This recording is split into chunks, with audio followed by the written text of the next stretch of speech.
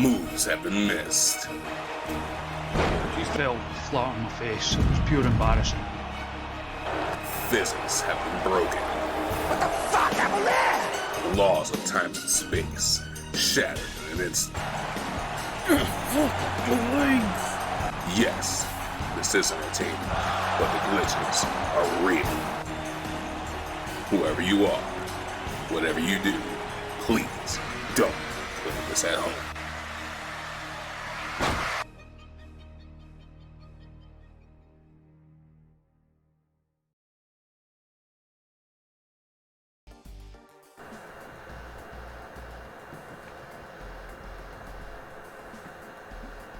We are live! Hello. Welcome everyone to another guest promoter stream. Tripping over my words already, but it's okay. Because we've got a very special guest as we take another foray into the guest booking world. And what better way to do so than when someone actually named Foray. Please welcome Kate, aka Twitter's Make It Loud, maker of the Smart Tears mug that you can see in the stream there. Kate, are you still there?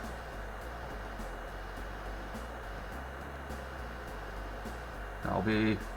No? Oh wait, I think she went to share the link. Ah, okay. You're back! Yes, I'm here. And we're it cut live. out, and I was like, what's the thing? Yeah. Oh, perfect.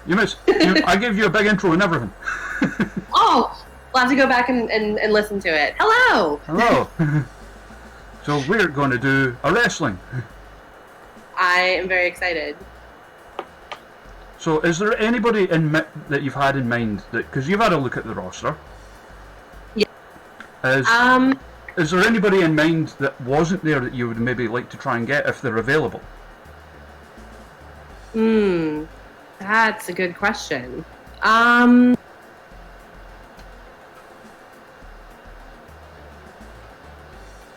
Let's see. Oh. Let's see with What? Cedric Alexander. Oh, That's a thing as well. I can pop that up in the Discord chat so you can see the game as it happens. awesome. Okay, that's what I was looking for. Yeah.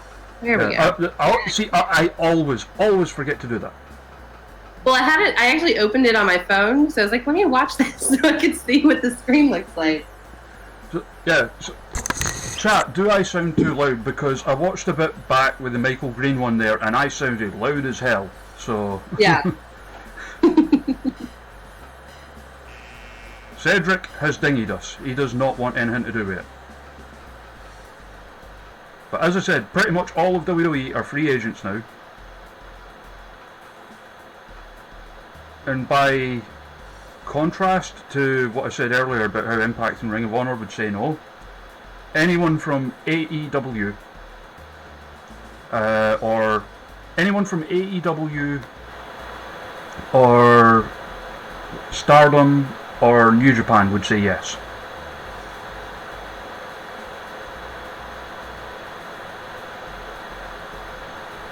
I think she's cut out again.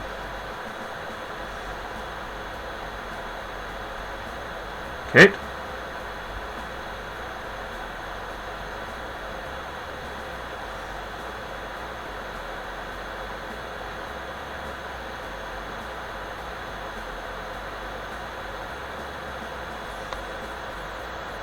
Is this another cursed one?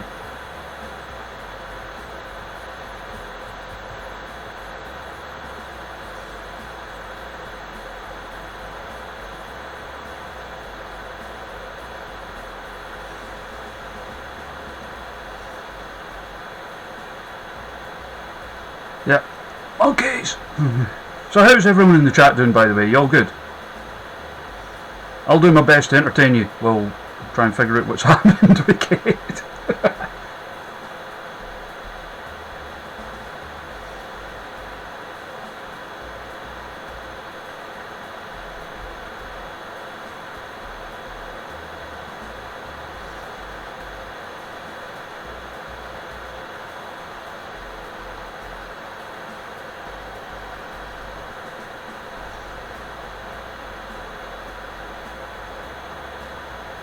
I think she's maybe looked at another app and doesn't realise that we cannot hear her when other apps are open.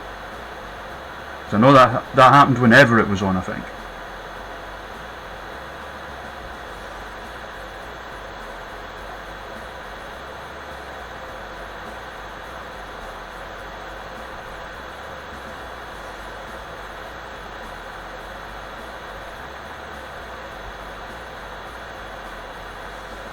Ah, soup!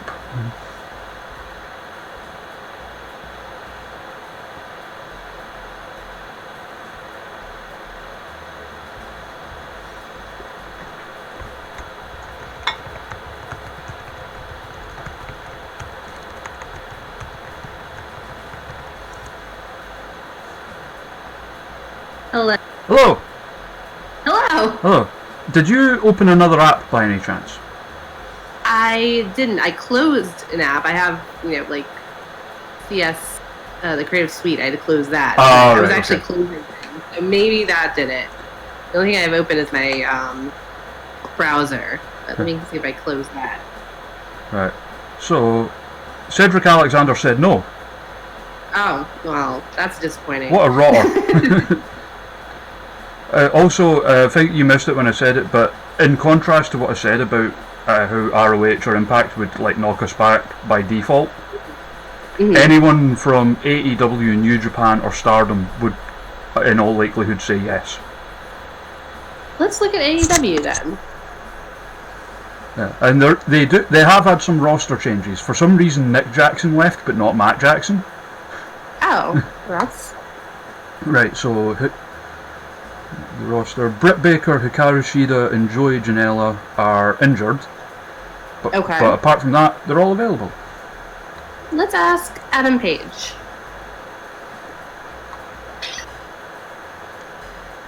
Page is in. Fantastic. Anyone else from them, or? Big Swole. Right. I saw her. She's in. All right. We've got Big Swole, Adam Page. Anybody else? Ooh, Pac.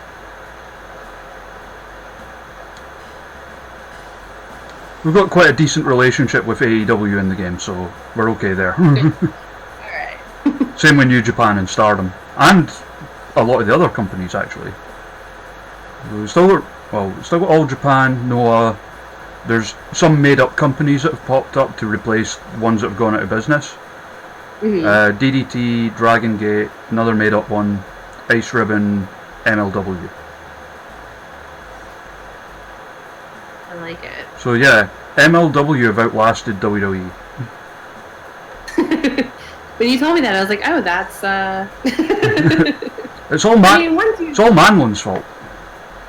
Well, once you take Vince McMahon and have him start fighting bears, like, I mean, the inevitable was going to happen. Yeah, there's no going back from it, really. Yeah, no. We also get weird ones, like Chris Wolf has knocked us back before. But CM Punk will say yes. Anybody else you can think of offhand? I'm looking as you're scrolling. Oh, yeah. That pops up. So they're all the, like, Chikara went out of business, so all of their people. That's what I was wondering if, Then we get into, like, the WWE people.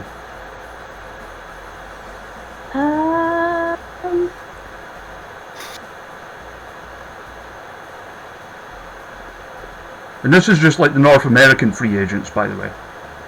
Yeah. Because they're divided up like North America, Japan, Latin America, Europe. Ooh, let's ask Effie.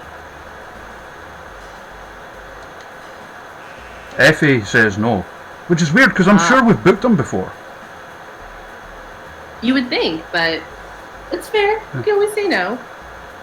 Because generally, if someone says yes, they'll always say yes. And if someone says no, they'll always say no unless something big changes. Maybe he doesn't like that he was asked fourth. Ah, yeah. It's the order. He wants to be first picked. So we've got Japan. For some reason, like Becky Lynch is there now. Oh, let's ask her then. Yeah. She'll probably say no. But... Yeah, I'm sure she said no before. Yep. Yeah, for like the same, like a bunch of the Irish girls that I made from like independent promotions over here. Mm-hmm. For some reason, a lot of them ended up in Latin America. All together as a group too. Yeah, like the Orange Twins are together. That's nice. Yeah. And we've got all the AAA and CMLL people. Finn Balor's there for some reason as well. That was Sheamus, it looks like. Yeah. The Irish hate us though, with the exception of Aoife Valkyrie. None of them ever say yes. And we've got our Europe. Let's ask Jazzy Gabbert. She's in. Perfect. Anybody else? No one else is immediately coming to mind. I feel like that's a good selection.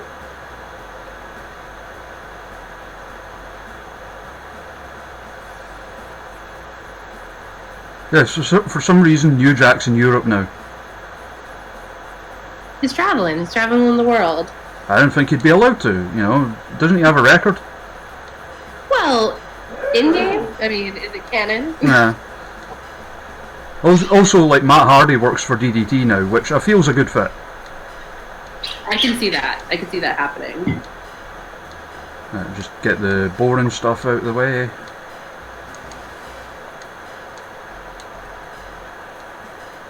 Training centre's in good nick. Right, quickly save. And event. So I'm assuming just a standard event. Like normal matches, not like death matches or anything. No, yeah, let's do something that's normal. Alright, so I've got a pretty strong roster at our disposal, so how would you like to open? Let's start with a tag team match. Alright, just so you know, by the way, mixed isn't like 3 and 4 ways and such, it's actually handicap matches, and they tend to knock your rating down a bit. Okay. Or rather, they tend to get lower ratings. Okay. So, what are you thinking to open? And as I said, if there's any of like the sort of local names to hear that you're not sure about, like what kind of wrestler they are or whatever, just I'll be happy to fill you in. Okay.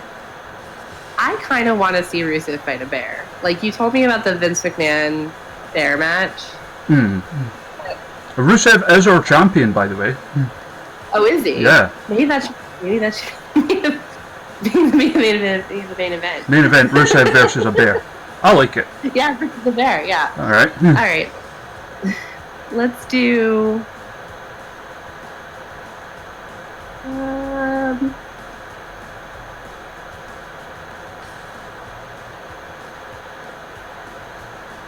Big Swole versus Session Moth.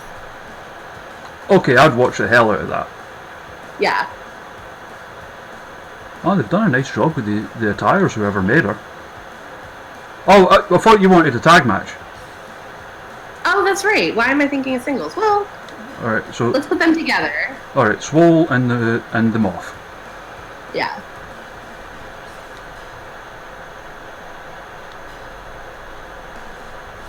Versus... Who are you thinking? Let's do Piper.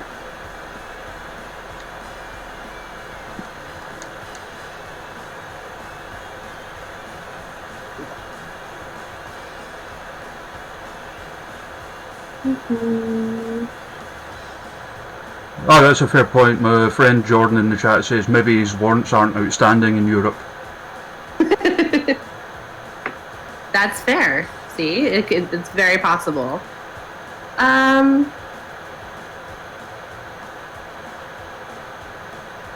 Looking at the roster that you sent me too.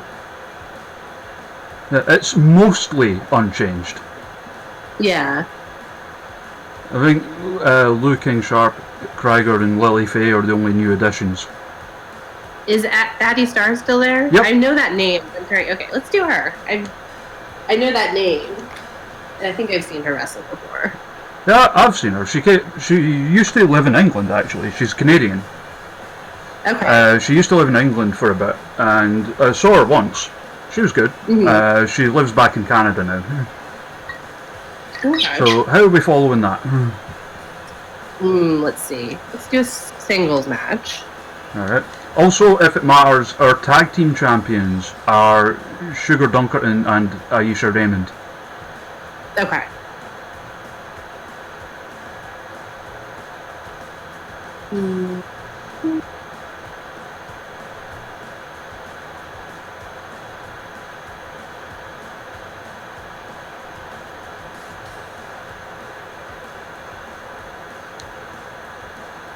Let's do Bam Bam Bigelow Oh, yes.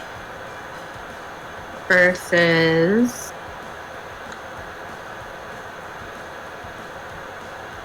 You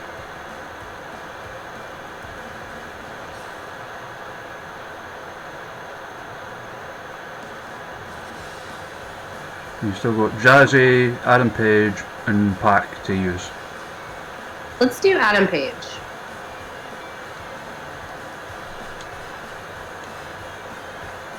Title he's got.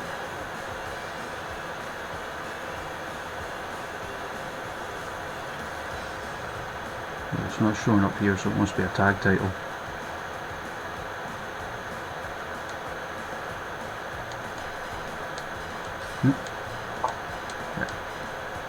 Alright. What next? Let's do tag team title match.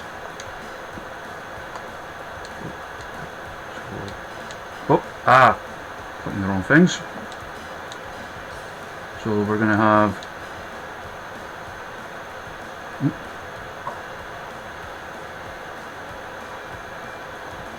Suge and Aisha Raymond versus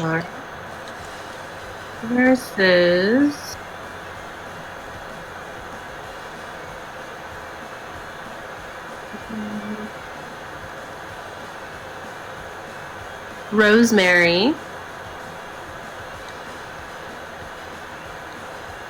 and Warhorse. Alright. Well, that's an interesting thing, because on the last one we did last night, where it was just like a combination of me messing around and taking suggestions from the chat, we actually did Rosemary and Jokey against Aisha and Suge, and I forgot to put the titles on the line, and Rosemary and Jokey won. So. Well, there you go. Oh, hello, caveman in the chat. How you doing? Right, what are we doing now? Let's do singles match.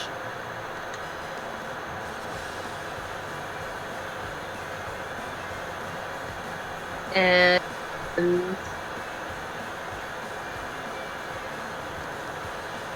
Hollow Wicked He's been a popular choice so far. versus Danhausen. Ah, I'm sure someone booked that before, but like I'm happy to do it again.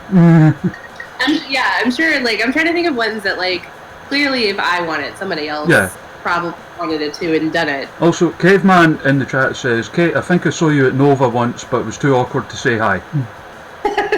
It's very possible. I did go to a couple Nova shows. You'd maybe know of Caveman. I know he's friends with Brian, who used to announce for him.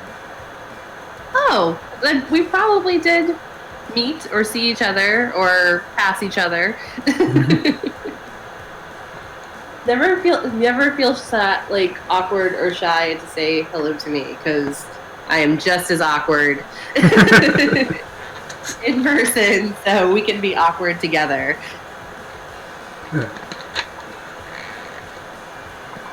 Caveman there is a fellow streamer and a very, very funny man, by the way.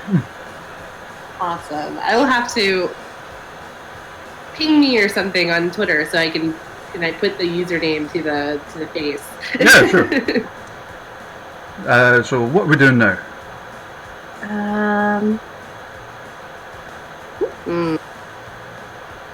do a 6-man tag. Alright.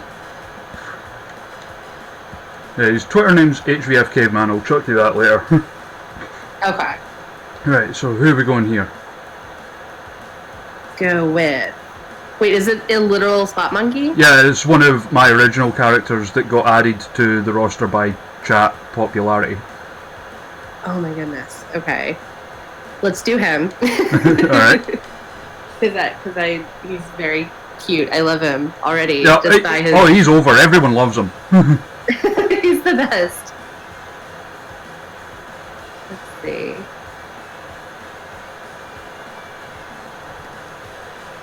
Who would be good with him? Let's go with Pac. Alright. Like the most thrown together ragtag team. And who's their partner? Let's see. We've got a few flippy boys. I want to do a woman. Okay. So, who do we got left? There's a couple women's names I don't recognize. Alright, so Joki is an Italian wrestler who lives in Glasgow. Okay. Has an adorable accent. Okay. Very funny, very charismatic, good in the ring as well, good technician. Let's see who else we got. Jayla Dark, actually in real life retired in September. Very hard hitting. The way I've always described her is the yin to Viper's yang.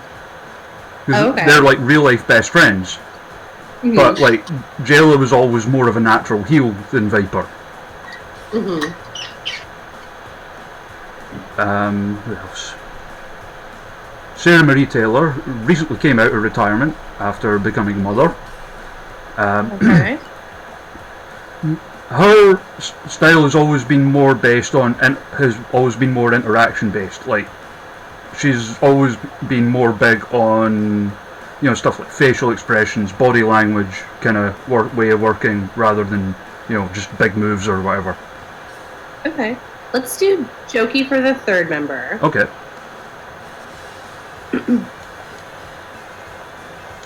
And who are their opponents? So is it going to be two guys and a woman? Yeah. So let's put Sarah Marie. Yeah. And then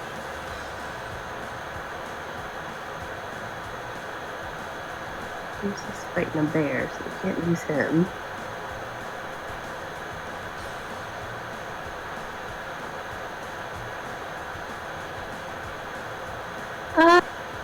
Joe Hendry. Local hero. It's Pavlovian, I can't not do it. Even though he doesn't call himself that anymore, but... Other people can.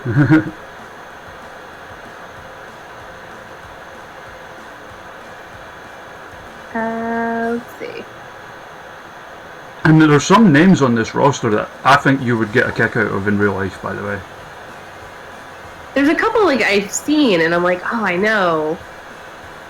Ooh, let's do Nick Gage. Nick Gage? Yes. Yes. I feel like I've been saving him from some sort of weird fight, but I'm like, let's throw him in with everybody else in here and see what happens. As Caveman says, Vince McMahon needs the work since WWE went bankrupt in this save. Okay, we can let's do Vince then in this next match. All right. It's singles. Yeah, he's been doing no bad actually. He beat Nick Gage actually. Is he earning his keep? Yeah. Caveman, we've already got the Giant Bear versus Rusev for the main event. Vince has fought the bear though. That's how all this started. Yeah, let's do Vince versus I just saw it.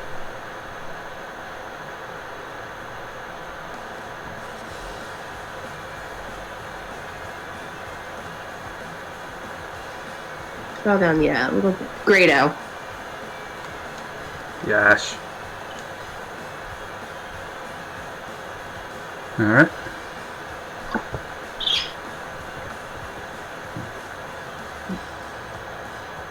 What kind of match next?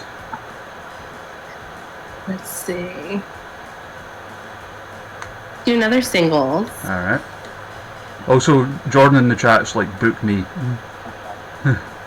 This here is Jordan, by the way, Brent Carter. He was he was actually supposed to make his debut next month, and obviously that's not happening now. Yeah. He's like technically still a trainee under this man, Andy Wilde. Oh, okay. There's so many names I'm like trying to mentally remember. I'm like, I have to go look up these people. We have so Christopher Saint, Scotland's first openly gay wrestler. Ooh, okay. Let's pick him. Alright. We have LJ Cleary and Nathan Martin, who are 2/3 of an Irish trio called More Than Hype. The third one, Darren Kearney, wouldn't sign. Blue King Sharp and Krieger are a tag team. Current ICW tag team champions, actually. Okay. Lily Faye is a Dutch wrestler based in New Zealand, and the wife of Michael Green, who we had on a couple of days ago. Ooh. Can we pick Lily Faye? Against Chris Saint? Hell yeah. Okay. I saw the mixed option, so yeah. Yeah, oh no, you like mixed like intergender matches are absolutely a thing in this. Awesome. Okay. Right. So you've got 3 potential match slots yet left. You don't need to use all of them, but okay. You like that's like the maximum amount of matches you can have.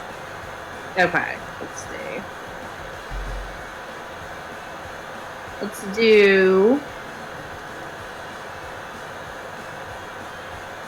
an 8-man tag. All right. Also, you still have to book Jazzy.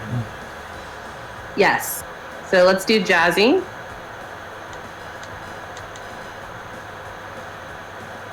Jayla Dark. My girl. Let's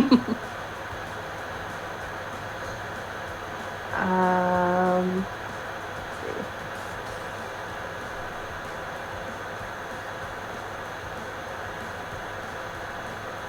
Emily Hayden.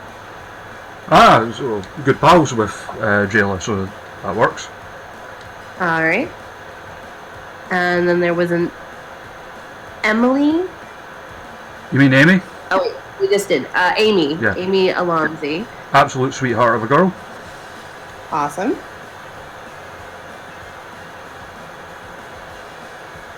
So, And then, let's see. Angel Hayes. very talented young woman. Awesome. I like her gear. She's like she's really good, and she's like stupidly young. She's like still in real life. She's still only like 18.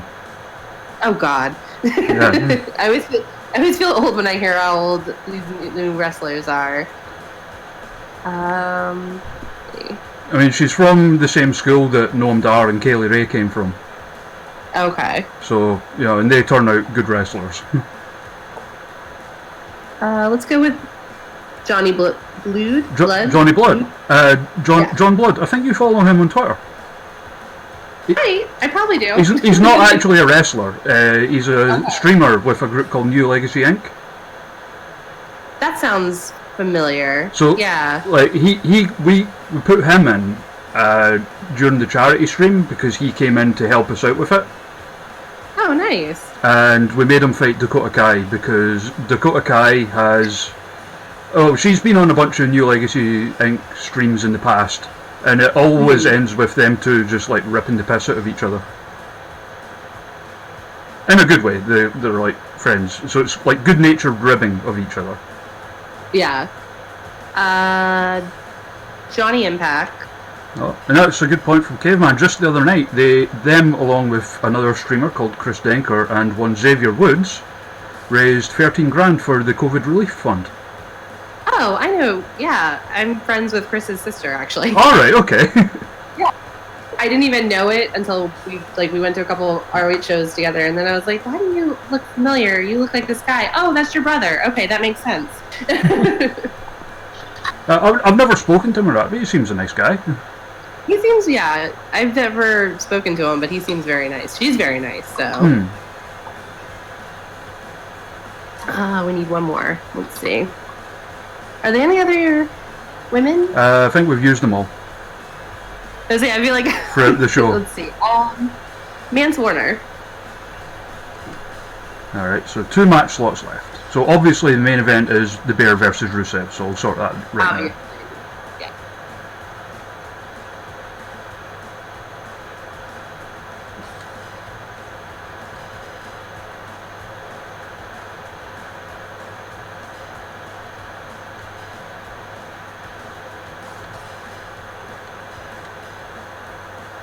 Also, I want to double check something. Show me, so we're good there. Okay. So what's the semi-main? Let's see. Let's do a singles match. Right, so we've still got Jody Summers, Daisuke Sekimoto, Brent Carter, Andy Wilde, LJ Cleary and Nathan Martin, Lewin Krieger, David Arquette, Gene Money, William Ever, Jörn Simmons, Warren Banks, Jam O'Malley, Andrew Everett, Manlin, Survival to Beta, and NL Slip. Let's do Andrew Everett. The big dog. And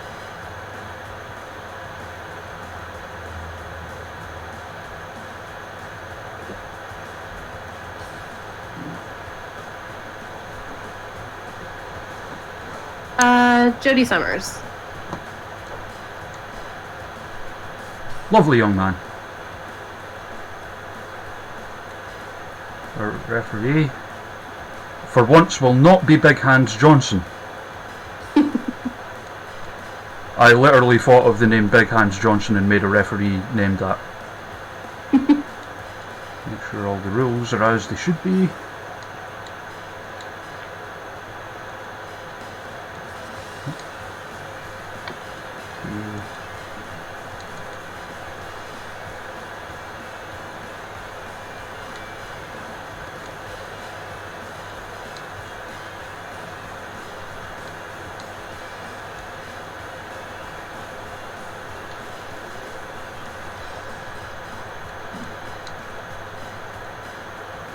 The other day we made a bunch of them no DQ matches and I forgot to turn the rules back. So it was just chaos. Yes.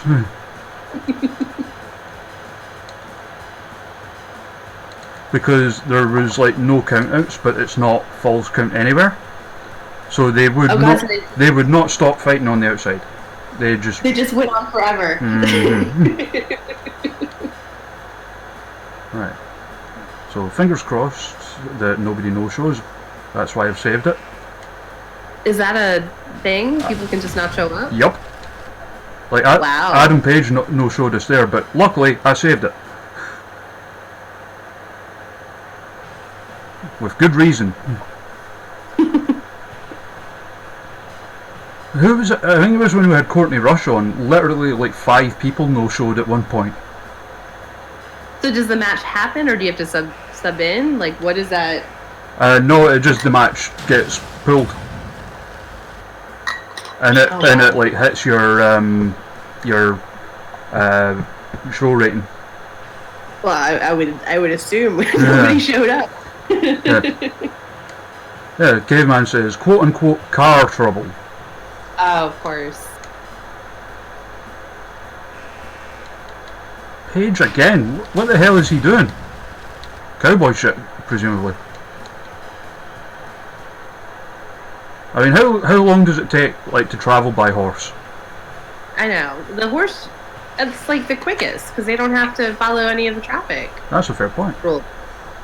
You could take the off-roads.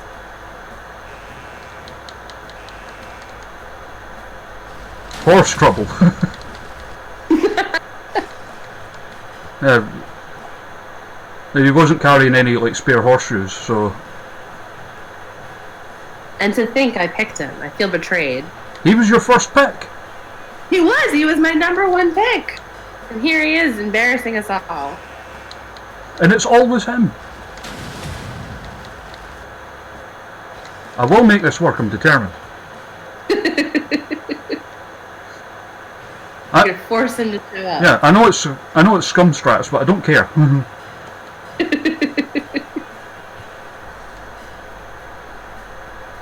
Sorry about your broken down birthday horse, Adam.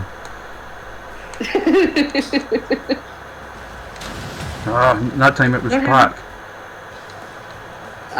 He's like, I'm not putting anyone over. He's getting horse trouble now too. I don't know if I've ever seen a horse in Newcastle.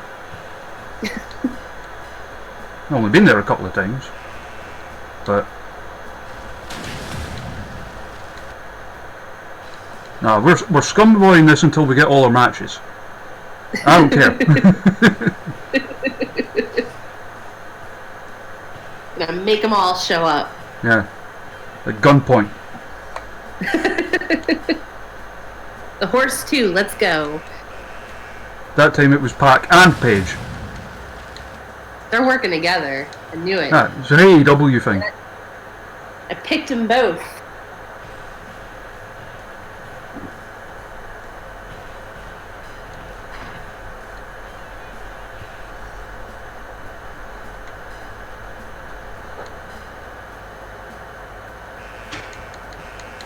Oh, come on! Sick. This would never happen at WrestleMania. Except it did because Roman Reigns wasn't there, but no need for the smart mugs tier that time. That time it was Swole. So it's AEW trying to sink us. As it is, they're secret agents, and I didn't even know it. Sleeper agents, like Vince Russo in WCW. Exactly. Was lured in by the promise of fun names and good matches, and here they are, just not showing up. We're good. We've got it. Save. We've got all our matches. Opening match is a tag team match. Big Swole and Session Moth Martina versus Viper and Ari Star. Awesome. I'm going to pump up the speed a little bit because tag matches tend to go on quite... They can drag sometimes, depending how it goes. And obviously I know you've got stuff later to do later today, so we don't want to drag this show out too long.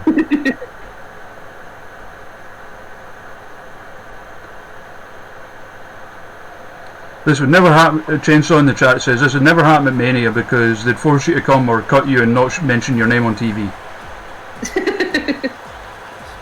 I mean, I wouldn't know. Like, I haven't, apart from like WrestleMania and the Royal Rumble and the Tegan Knox Dakota Kai match, I haven't watched WWE since like Kofi lost the title. So I watched WrestleMania. And then I've been kind of watching like Raw and SmackDown, but a lot of them are like, well, the ones before WrestleMania, it was a lot of like packages, obviously. So it'd just be on in the background. But this last week or so, like I turned on SmackDown Friday night to watch like because Biggie won the tag titles for everyone. So we were watching that. But other than that, I've just kind of been like, it's weird when you have the thing that you want to use for a distraction from all like the bad things happening, and then it's like, oh, this is a super bad thing happening to this very thing that's supposed to distract me. What do you do now? yeah. Hello, Jay and Jim in the chat. How you doing, fellas? Hello, everyone.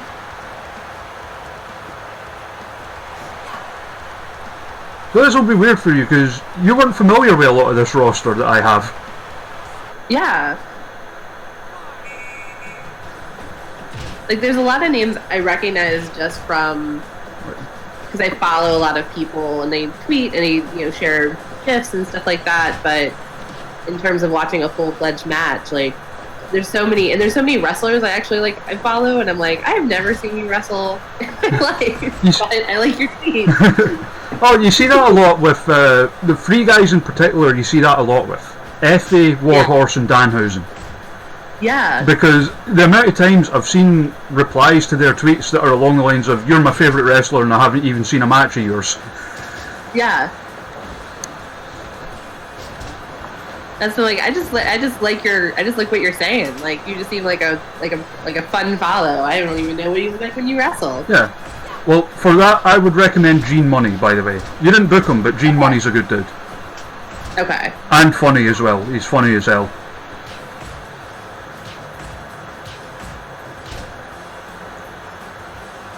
So the one that always comes up is a feud he had in one of my local promotions, Discovery Wrestling, with Sugar Dunkerton.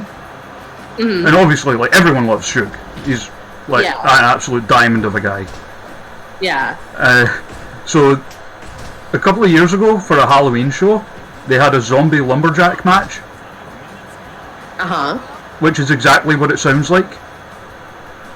That's amazing. I'm already interested. They had those the companies that do extras for zombie films and those live zombie experiences and stuff. They hired a bunch of the zombies from them to be the lumberjacks on the outside. Oh my god, that's even better than what I was thinking. And they've got everybody dressed up as zombies. Oh no. And they had a guy with them who's I guess supposed to be the zombie wrangler or whatever. With a gun keeping them in line, and he's got a bullhorn, keep away from the barriers and all this kind of stuff. Oh my god, I love it. I love that there was a wrangler. It's no, stay away, don't touch them. And it was one of those, it's kind of like with the stuff that happens at Chikara, where the crowd are in on the joke. So. Oh yeah. And it was just one of the most fun matches I have ever seen. Yeah. Is it online? It is. It's on YouTube. Okay. I'll have to Google it. I think all of their matches together in Discovery are. Okay. There's to tell you what happened next does involve a spoiler, but it's worth it, trust me. Okay. So, Suge won. Mm-hmm.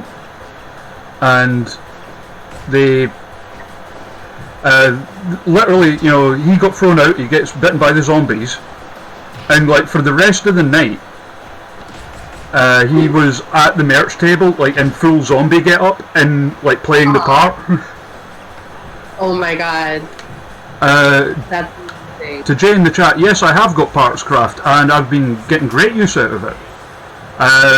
If you don't know, Kate, Parts Craft is a DLC they've just released for this that allows you to make your own parts to put on the wrestlers or download other people's parts. Those fishnet tights that Viper's wearing right now are from the Parts Craft. Okay. And there's been people making actual faces for some of the wrestlers and stuff. Mm-hmm. Someone did a Darby Allin one with the half face painted and stuff. Cool stuff like that. So even though I'm rubbish at making the stuff for it, I've been getting great use out of it. I like it. Oh yeah, so in fact, the Martina gear, there's from it as well. I say her gear is amazing. I love the green hair too. So yeah, the next show, Martina, who's actually their women's champion now, she came out and did an open challenge. And Gene Money answered it, but because he died on the last show, he came out as the Undertaker. Played it completely straight-faced as well, with the music and everything. And it was just an absurd match. They even did it they recreated the the Lesnar Undertaker laughing at each other spot, and stupid shit like that, and it was just amazing. Do they have wrestlers die too? No, that was just a one-off. Oh, okay. Because so my very first car show I ever went to, it was 2004 Core team, and they came to Richmond. Right. And so I hadn't ever seen a Chikara show before, and I can't for the life of me, his name escapes me, but he died in the match. Like, he was like, and I was just like, what is happening? And people are like they're all in on it, kind of like we discover him. They're like, oh no, and they're like, what is happening? And people are crying, and they're like, wait, is he actually dead? And they're like, yeah, he's dead. He's never coming back. Like, there's time travel, like that. And they're like, what do you mean he's dead? Like, he came in and they brought him out of their brain. It was very traumatic. I've only ever been to the one Chikara show, because obviously they don't come over here that often. It was one of the UK tours a couple of years ago, and it was the show where it was actually the show where Kimberly lost the title. Okay, yeah. So I was at that show, and I'll tell you what, because there was a lot of people there that were just like there because it was a wrestling show, and maybe they'd heard of Chikara but weren't overly familiar with it. I'll tell you what, Los ice creams were over as hell. Yes, that was when the ice creams came out. People loved the ice creams, and I'm like, are they like? And there were ants, and I'm like, I knew it was a little like kind of wacky, but there was no way I could have been properly prepared for a bunch of ice creams to come out and just be like, that's what's happening. Also, we had Stoke was on our show as Chuck Taylor TM. Yes! It was him against Warren Barksdale. Oh my god, that was my favorite. I went to the King of Trios where there was the conga line and everybody got to do... yeah! Yes. We're Gem City Gem got his baby to chop Stoke. Yes! Yes!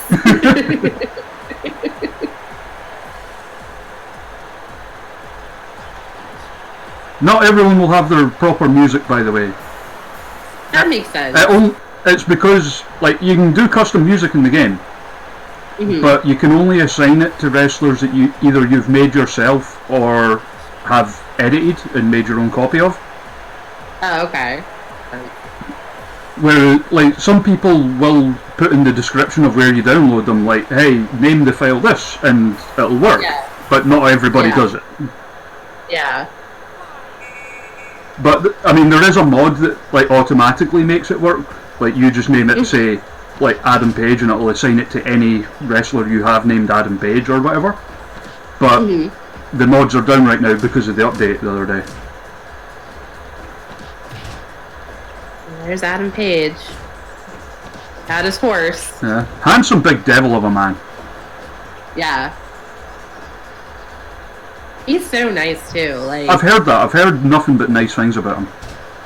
He's from kind of my neck of the woods, Virginia, Southwest Virginia. Right. And I know people, friends of friends who kind of know him and went to school with him and stuff like that, and it was just he's the nicest person. Yeah.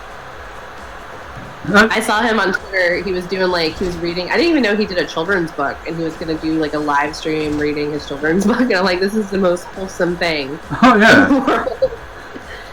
That's the point. Chainsaw in the chat says Wrestling Pro Wrestling, which I think that's Brian Kendrick's company, has had a lot of deaths in their company.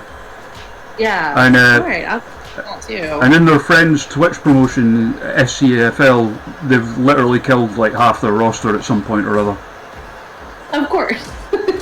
And the dumb stuff I do with original characters and ones based on friends and that, there's absolutely been deaths in that. Yeah. We even killed Andrew WK with a giant horse. And at our version of WrestleMania, we did instead of the Andre the Giant Memorial Battle Royal, it was the Andrew WK Memorial Battle Royal.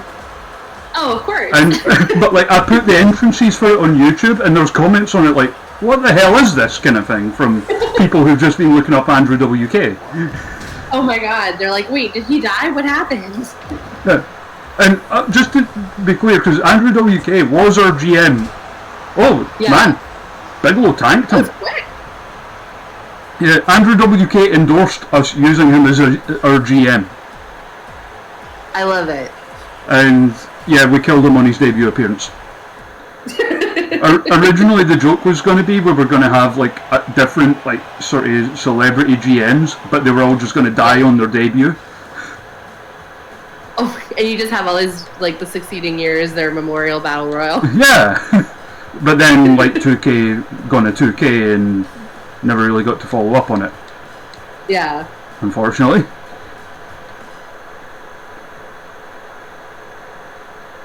I mean, our first. Well, it was we had the anonymous GM gimmick, but it was literally just I made their head like a ball with a question mark over it. I like it. And in the end, that turned out to be Belinda Carlisle. I like that a lot. Because I'm like Twitter's foremost Belinda Carlisle fan. Yeah. My friend Adam in the chat says, "Hi Kate, you have no idea who I am, but I see your tweets on my timeline all the time, and I think you're awesome." Oh, well, thank you.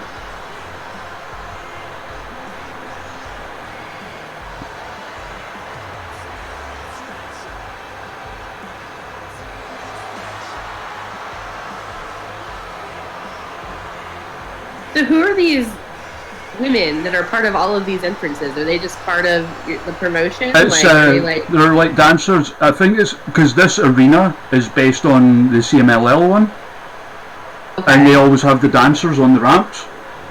Okay. So it's just like based on that. Even though our company's based in Europe, and I think this show's taking place in Japan, this is the arena it's used. And here come our tag team champions. Ah, there we go. They won the titles on the show that Shug booked. That's awesome. Because he booked, he was one of the first guest bookers we had in. And he booked a tag team tournament called the Teddy Long Invitational. Of course. And he managed to get Teddy Long to call in and give it his blessing.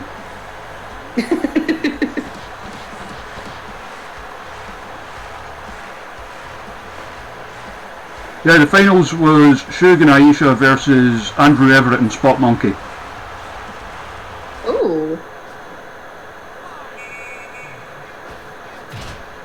Yeah, I'm curious to see this Spot Monkey wrestle. Oh, he's a flippy boy. I expect nothing less.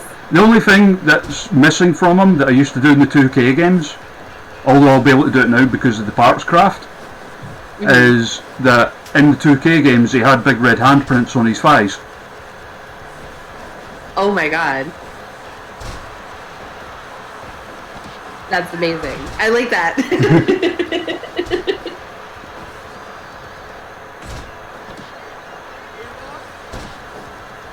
That's not true, Caveman. His finisher's called the Super Monkey Ball. It has to have his name in it. That would make the most sense. Although I know what Caveman's referencing when Caveman was in the chat with us on the charity stream and we were playing Wrestling Revolution. I can't even remember why, but every pin suddenly became an O'Connor roll. Regardless of what it actually was, it just got called as an O'Connor roll. Yeah. And I can't even remember why. It was at that point, we'd been on for like 12 hours straight and everyone's getting a bit hysterical. Yeah. Yeah, I can see that being, after a while, you're just punch drunk. Yeah, well I was anyway. I mean, at the end of it, I legitimately had a sore throat from laughing so much. Oh, of course. Because we had such good people in with us.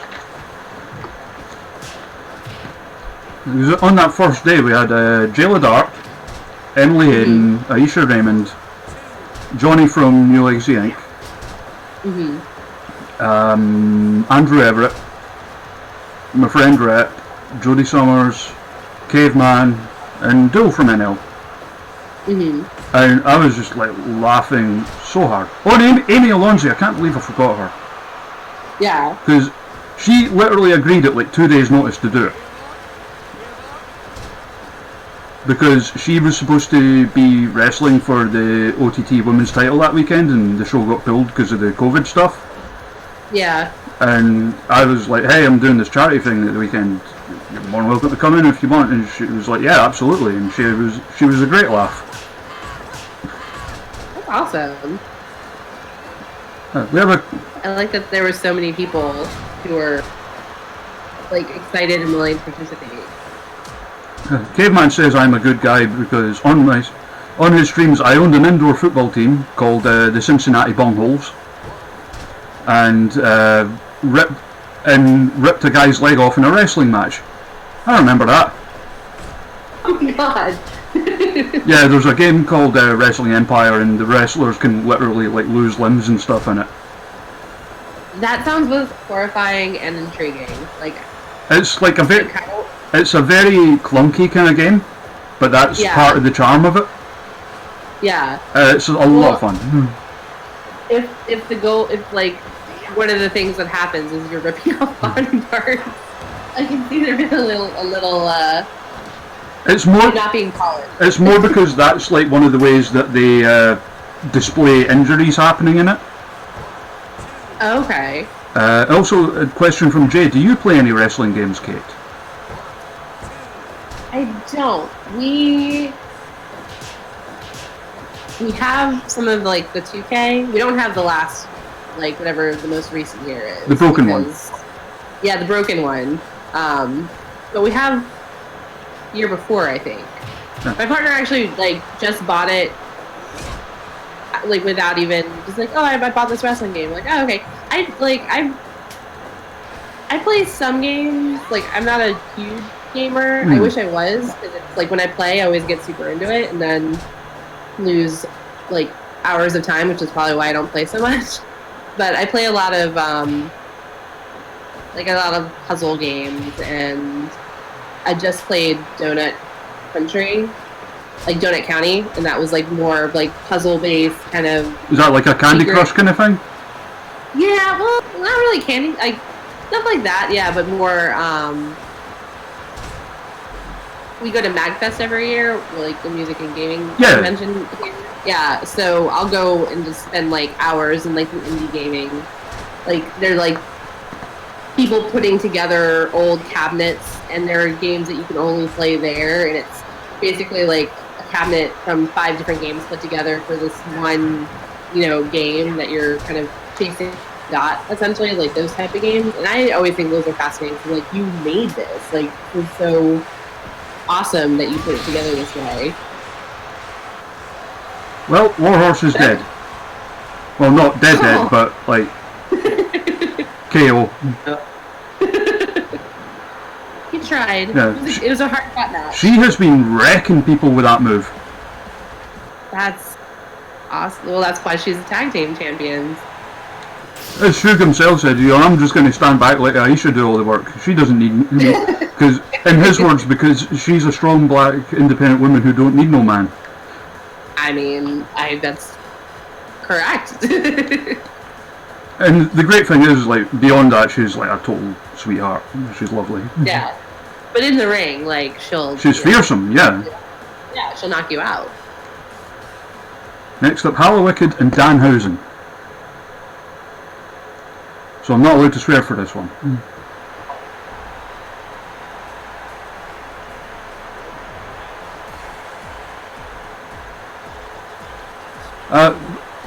On MagFest, Kate, have you ever watched Super Best Friends? I want to say yes, but I can't place it. Probably not. Probably? Let me Google it real fast before I answer. Caveman says, Kate, what is it with Richmond taking abandoned buildings, putting arcade games inside of them, and opening up breweries? Because we don't have anything better to do.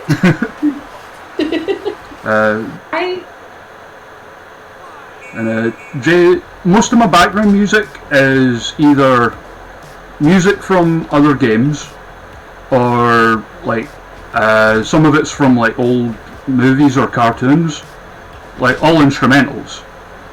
or like some of it's like just like, because I like sort of like heavy synth type music, like Carpenter Brute and Dance with the Dead and stuff, so I use a lot of that kind of stuff.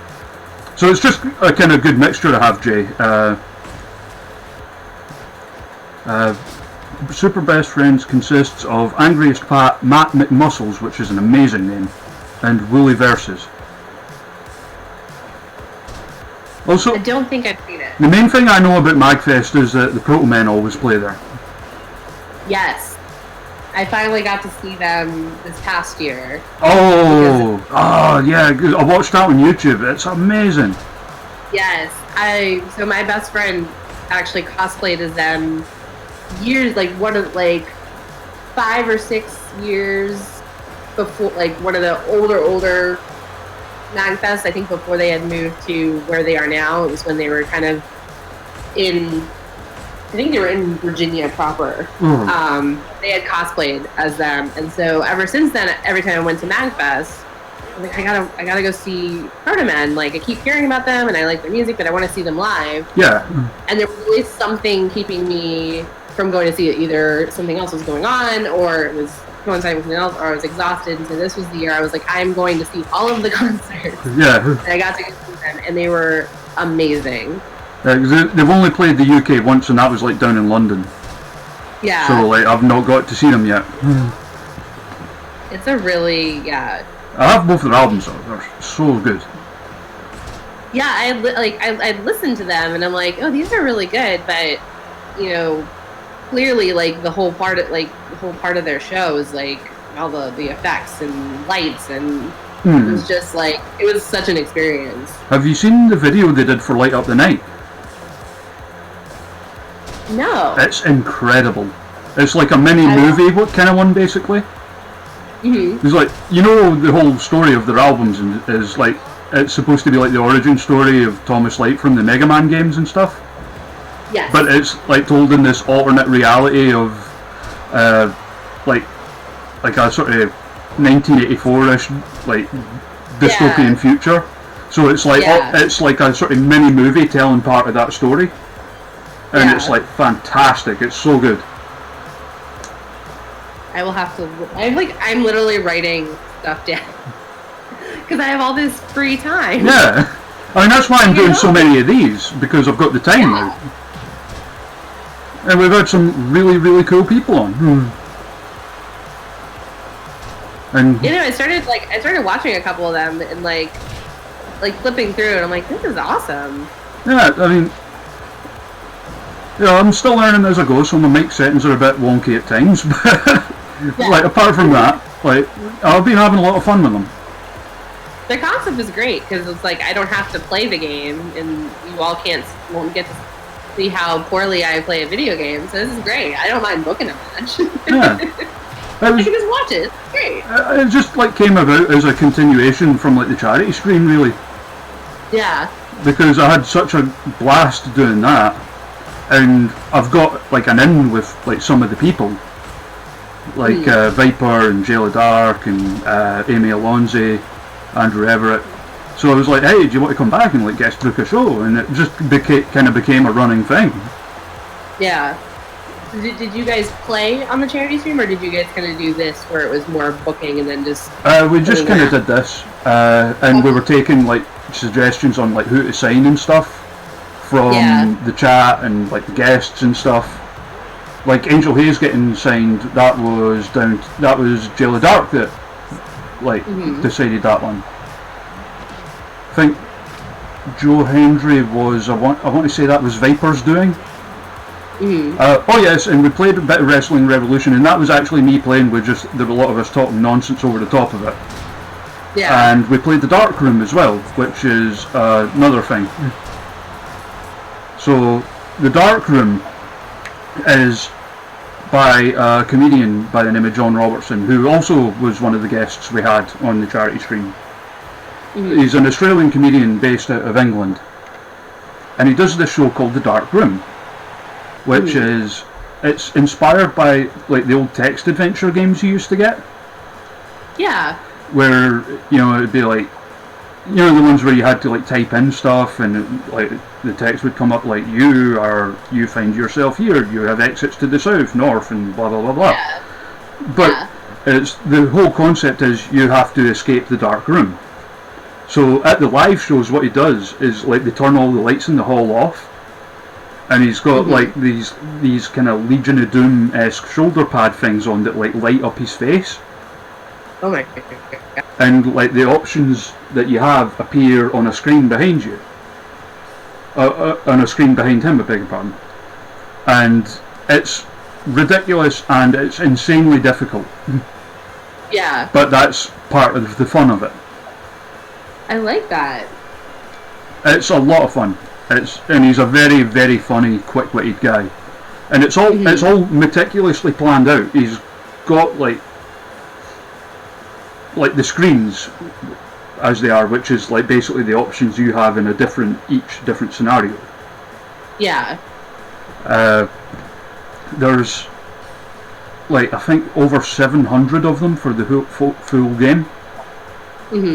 And so it's like this leads to this, that leads to that, blah blah blah blah blah. Yeah. Albeit there is some options that lead to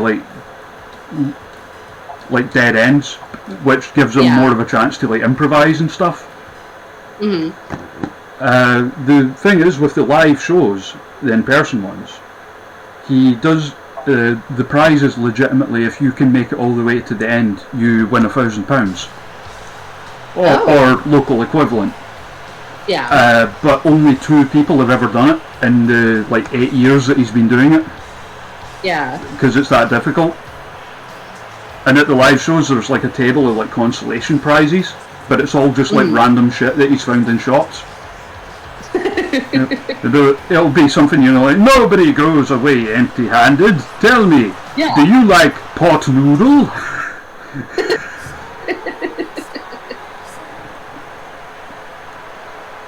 But yeah, it's hilarious. He does them on Twitch now, like on Fridays. I'll have to check them out. That sounds really fun. Yeah, he did. Oh yeah, and one of the consolation prizes is always a pineapple. That is. It's always a pineapple? Yeah, and it gets referred to as a flamboyant potato.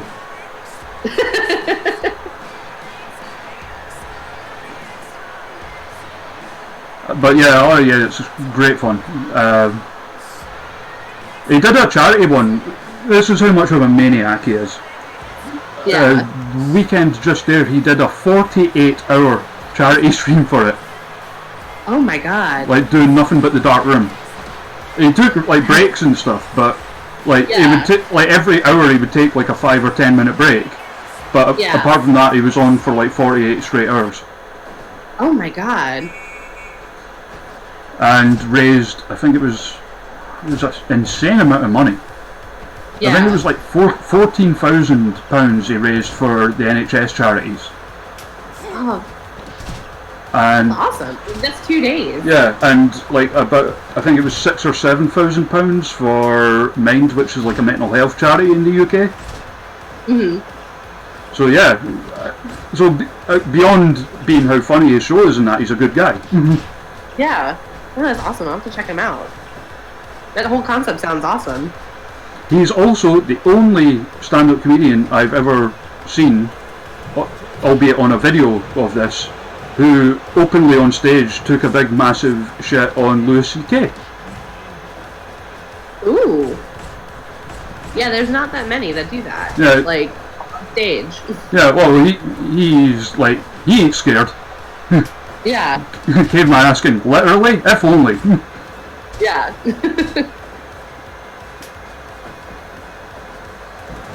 Ooh. And for once, I am not joined by my cat at ringside here. I have Winston at my feet. He was kind of doing like the whole little "what are you doing" dance, like pick me up. Like I'm not gonna pick you up. So now he was pouting, sitting next to me, but now he looks like he's asleep. There's like a few of us in here. Like within this house, it's like me, my partner, and her mum and her brother. Because of some like medical stuff, they can't really live on their own. Like her mum and her brother, I mean. 'Cause her brother's got like agoraphobia, like hefty, and her mum had a heart scare a few years back. Yeah. But like, so with the two cats, Lilith is currently in with Michael, Joanna's brother, Yeah. because she suits up to him and nobody else. Aw. Like if anyone else tries to give her a fuss, she like looks at them affronted and runs away. Whereas Moki is like the opposite. She just loves everybody. Yeah. But she's like currently curled up in one of their beds. You absolutely can if you want to, Jay. You can modify an emote all you want, sir. You're Joe Hendry. What do you think of Joe Hendry, Kate? I've only seen a little bit of him, but I like what I've seen. I'm guessing it's mostly like the entrances he's done and stuff. Yeah. Not a whole lot, but again, he's one of those names that I just see on the timeline all the time, and I'm like, oh, I just see the name and I know him by name recognition. Yeah, the entrances came because like he was legitimately in a band before becoming a wrestler. Oh yeah. He's also a very highly skilled amateur wrestler. Ooh. Like he represented Scotland in the Commonwealth Games last time in his weight class. Oh. So how long has he been professional wrestling? He debuted because I was actually at his one-on-one debut, which was I think late 2013. Okay. And it was about a year or so after that he took up amateur wrestling as well. I will have to check him out. So like, is there any like? there's lots of these matches up for free on YouTube. Yeah. I don't know if it's online, but he had a really good match with Tim Thatcher at Discovery. Okay. I like Tim Thatcher. He wrestled Kurt Angle at Defiant / What Culture. Oh wow. If you can put up with Jim Cornette on commentary, you know. I'll have to mute it. Yeah, he's a good dude. And like most, if not all of his entrance parodies are up on YouTube. Okay. Also, Adam in the chat says his loser leaves Defiant match with Gabriel Kidd as well. Ooh, okay. Loser leaves Defiant. Interesting. Hello, Moki's coming to say hello. No, Moki's going to get food. Heard you were talking. Yeah. said the name, but I'm just gonna pretend.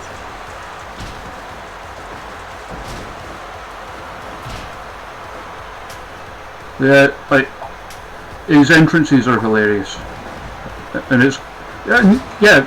When he made that amateur wrestling debut, it was like a UK-wide invitational type thing. Okay. He won silver in his weight class.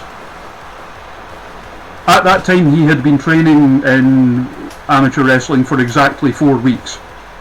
Oh my god. And like the dude who beat him for the gold has like, he's like got a good reputation. Like he's beaten people who've represented Scotland at the Commonwealth Games and stuff. Yeah. So he knows what he's doing. Yeah. And basically Joe ragdolled him for like 5 minutes straight and then lost to a rookie mistake. Oh. Yeah, he ended up like he's been the Greco-Roman and freestyle like UK champion basically.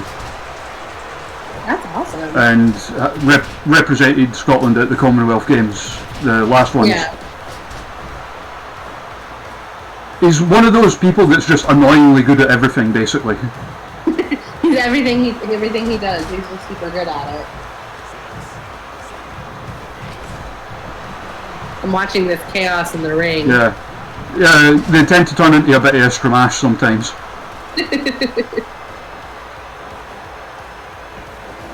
I mean, that wasn't realistic. Sarah hardly ever goes up top.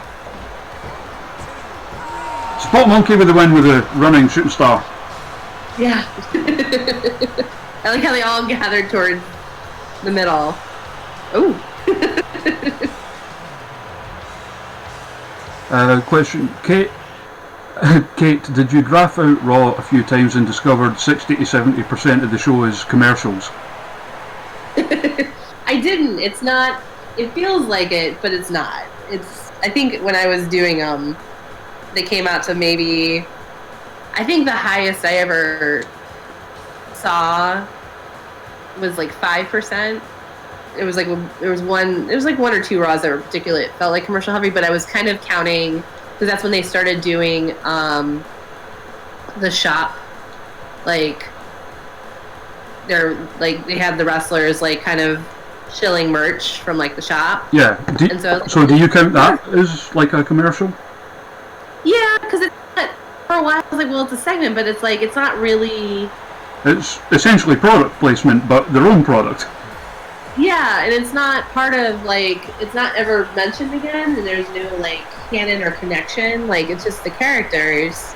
So this seems like a commercial. So yeah, but it never. It felt like it. And that was part of the reason why I started graphing the Raws. Was like, okay, everyone feels like these commercials are going on forever, and it's just because there's so much. Like Raw's on for 3 hours. And from what I understand, like, I mean, people are going to be buying as much time as they can. I think because Raw goes on for so long, It's like so much of everything. There's so much content. There's so much wrestling. There's so much talking. There's so much commercials because it's like balancing out the fact that we're watching 3 hours plus, when it was going past like that 15-minute overrun.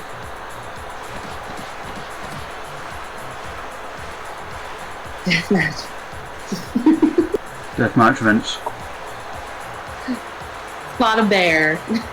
That survived. Versus the King of Strong Style, Grado. Oh, of course.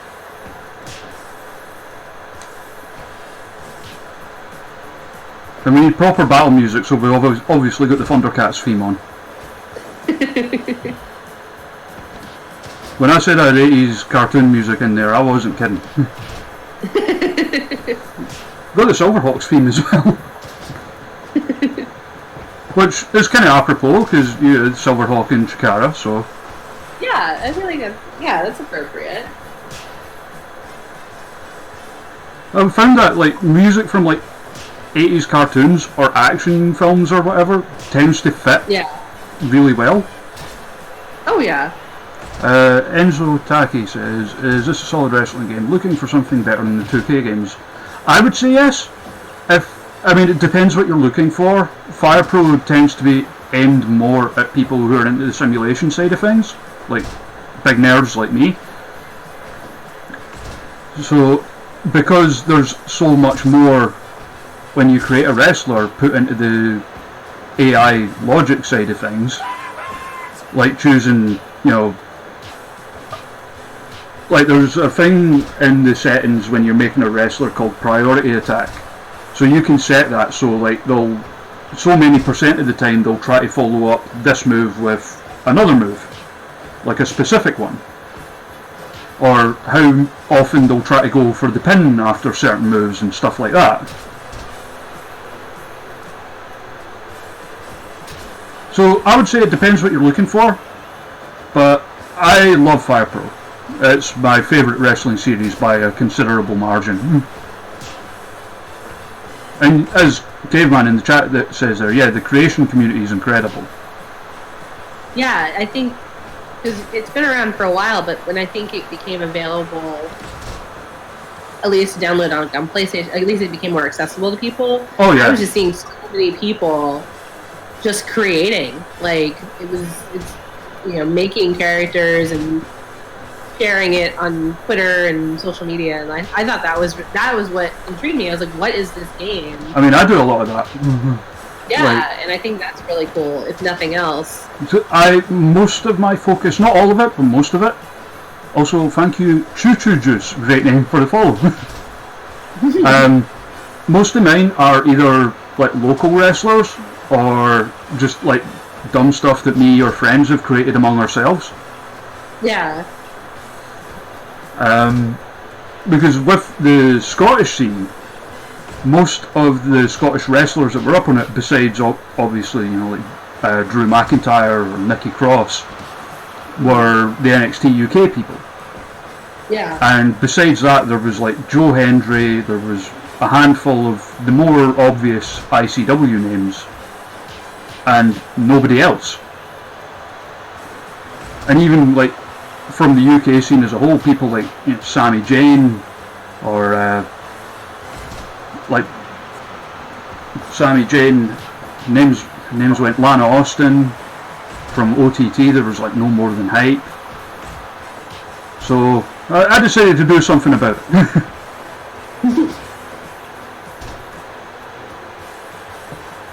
I mean, obviously someone made Grado. Yeah. Because, he's Grado.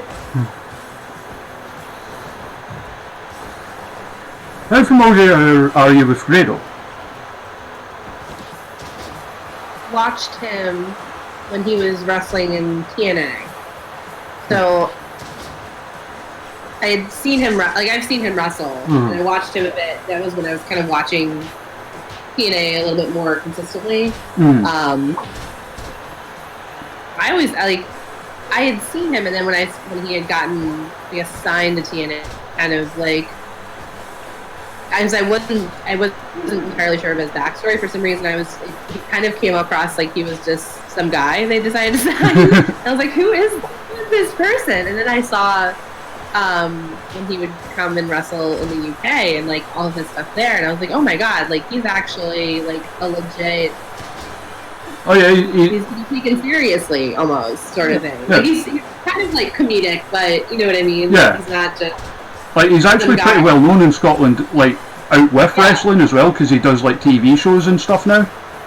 Yeah. Did you need subtitles for him? A little bit, yeah. Because he's from near where Noam Dar's from. Yeah. So both of them have like very thick accents. Yeah, they're very, and I think it's also because they talk so quickly, and it's always like, oh, what did, like, I don't even know what any of those words are, but like you can understand the intention behind it. Like I subconsciously like slow down the way I talk and try and clear it up a bit when I'm talking to someone from out with America. Yeah. Because like I've lived overseas, so like it's kind of like rooted in me now, and the same like at my work when it's open, because a lot of the customers we get are like tourists or people who've like moved here or whatever. Yeah. So it's an instinctual thing for me now. Caveman says, Kate, go to Rocket Fizz and try Iron Brew. It will change your life. In what direction depends on the taste. I will have to. I don't know if they're open right now, but I'll have to see if they're open. Iron Brew is a Scottish soft drink, by the way. I presumed, but yeah, it's this big candy store. It's actually down the road from where I live, but it's in like this row of shops, and it's kind of a ghost town right now. It's a little unnerving because usually it's so crowded with people, especially on a Sunday or Saturday. We actually went and did like an early morning grocery pickup. We drive through that street to get home, and it's just like no cars, like nobody's open. People are doing like curbside pickup, but it's very. I don't know if they're open. I think they were for a time. I don't know if maybe they decided not to. Maybe doing pickup as well, so we'll see. To Jay in the chat, no, not that I can think of. Like, they're asking if I've ever needed subtitles with like maybe southern US wrestlers like Dusty Rhodes or whoever, but no, I understand them just fine. There's a couple of other wrestlers I totally like need need some subtitles. But yeah, I always, and it, like same. I mean, obviously, Scotland, lot smaller population than probably even Richmond, Virginia, but like I'm in Edinburgh, which is like one of the two biggest, like one of the two busiest cities in Scotland, and it's really quiet around here as well. So yeah, there's only like Scotland only has a population of like 5 million, so Yeah. there's literally more people live in London than in Scotland. Yeah. By almost, like, I think it's like 1.5 times the population we have. They have. Oh my god. Yeah, I would presume they have a lot of people, just especially because you could have people on top of each other with apartment buildings and stuff like that. Kind of similar to New York. Like, there's so many people there because you can just kind of build upward. I think it's, like, Scotland is a lot more, is very spread out as well. Like, out with the, you know, Glasgow, Edinburgh, Aberdeen, Dundee, Inverness, Stirling. It's all like small towns and small villages, and the further north you get, the more and more spread out they get. Yeah.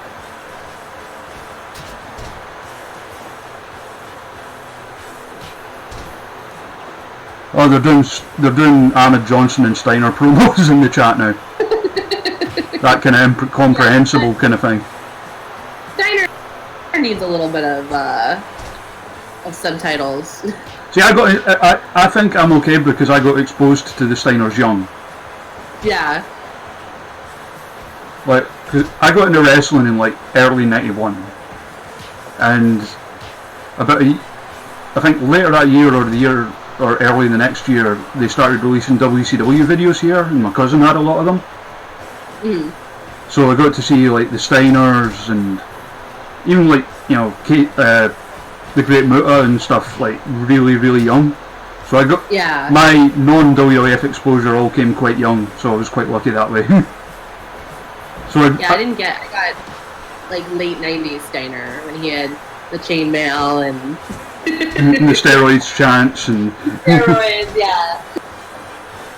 Actually, when I had gone back, because I started watching like '97, '98, and so when I went back, somebody had mentioned, oh, you know, Scott Steiner's got a brother, and I went back and I saw like I remember going back and looking at the old photos and like he looks completely different. Yeah. What happened?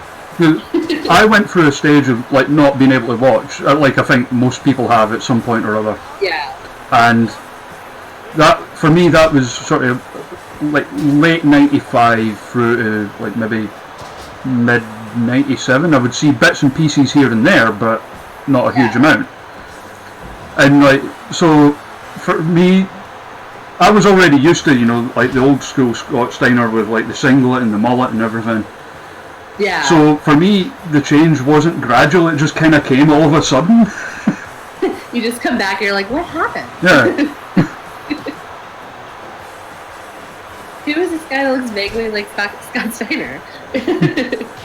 Same with Buff Bagwell, actually, because I remembered him as like Marcus Alexander Bagwell. Yes. Yeah, there's so many guys.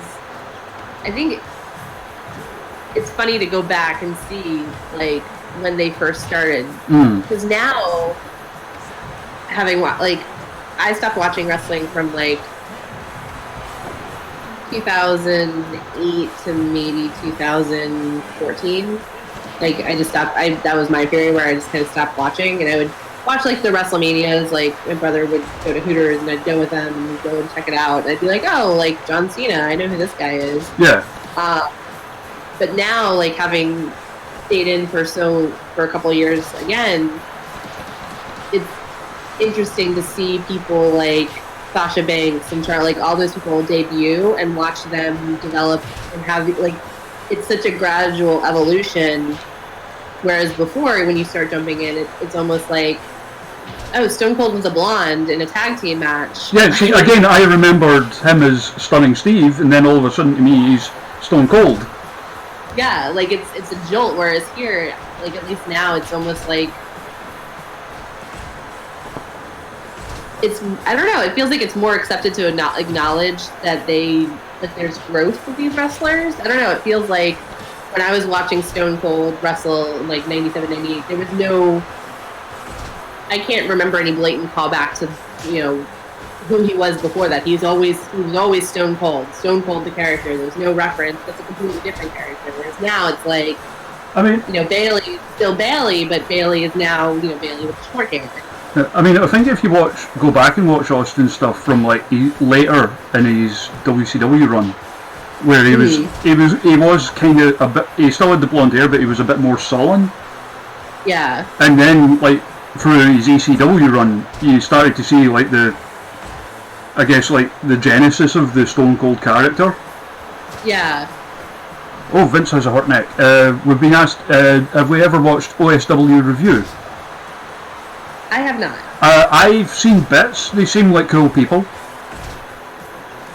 I know they did an intro video with like a bunch of their viewers like saying things for, I think it was their review of WrestleMania 17. Mm-hmm. And my dear friend Charlie was in that, so and got a lot of comments toward her on the YouTube comments because, you know, she's a woman. Yeah. And like, well, not just that, but a woman, get this, Kate, with boobs. But joke's on them, she's gay, so. Yeah. Oh, hey DSB, how you doing? We're in the middle of this 40-plus minute epic between Grado and Vince McMahon. I was like, oh, I wonder, like, how long this is gonna go. Like, maybe, like, 5-6 minutes. Like, they are having, like a barn. Like, there's blood everywhere.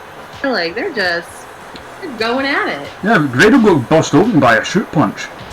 Yeah. They're really fighting. My friend Jen in the chat says, as a Canadian woman who did well at school, the Attitude Era wasn't something that really spoke to me, so I don't have nostalgia for it. I mean, like, back then I was more of a WCW guy. I don't have it. Like, it's funny because I see these people who are like, oh my god, I missed the Attitude Era. You know, it was so great. And there's like certain edge segments, and I'm like, yeah, it was really good. I mean, there's going to be like, you know, that rose-colored glasses because that's what you started with. Like, yeah. I mean, that's normal. Mm-hmm. But I remember when the network came about, I went back and watched some old episodes, and I remember just being like, how these are not rewatchable.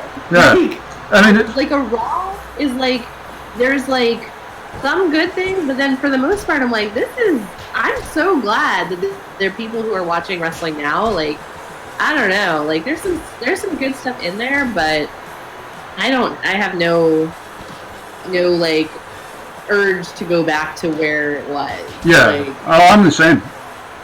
And I was like as I said, I was a WCW guy at least until the likes of, you know, Jericho and Eddie Guerrero and Dean Malenko started jumping ship. Yeah.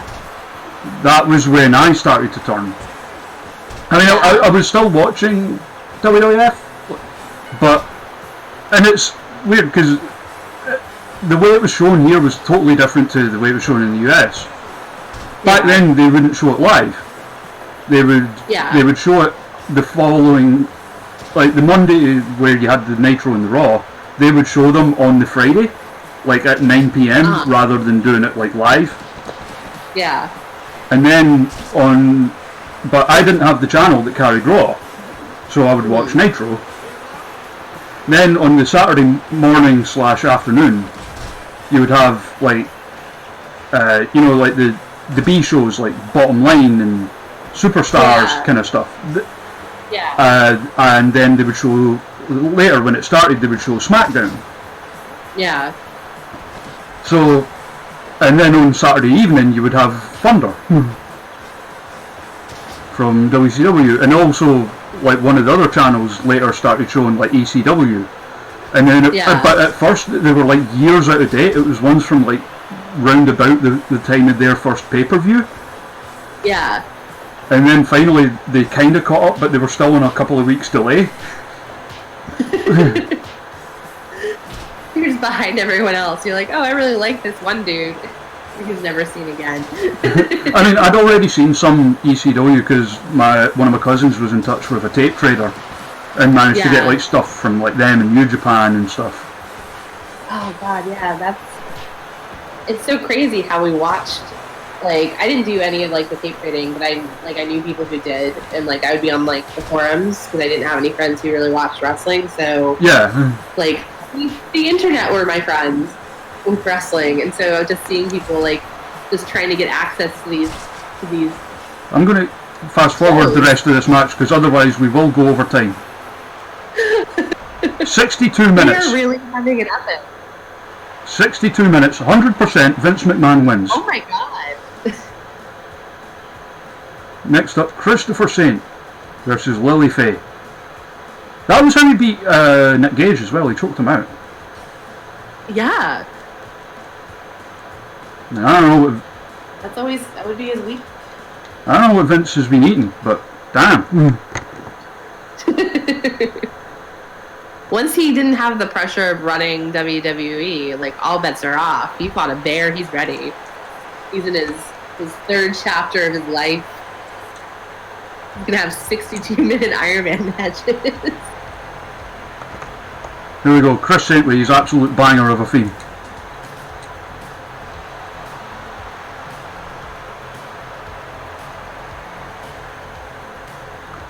Jim in the chat says, in this universe, the Dark Side of the Ring documentary for Vince is absolutely crazy. They'd cut to that match and just him bleeding and breathing heavy, and people were just like, can't believe they let this go on for so long. The weird thing is, I can believe Grado going 62 minutes more than I can Vince. Yeah. It's like, Grado, for all his appearance, Grado, before becoming a full-time wrestler, was a firefighter. And you need some... No, really? Yes.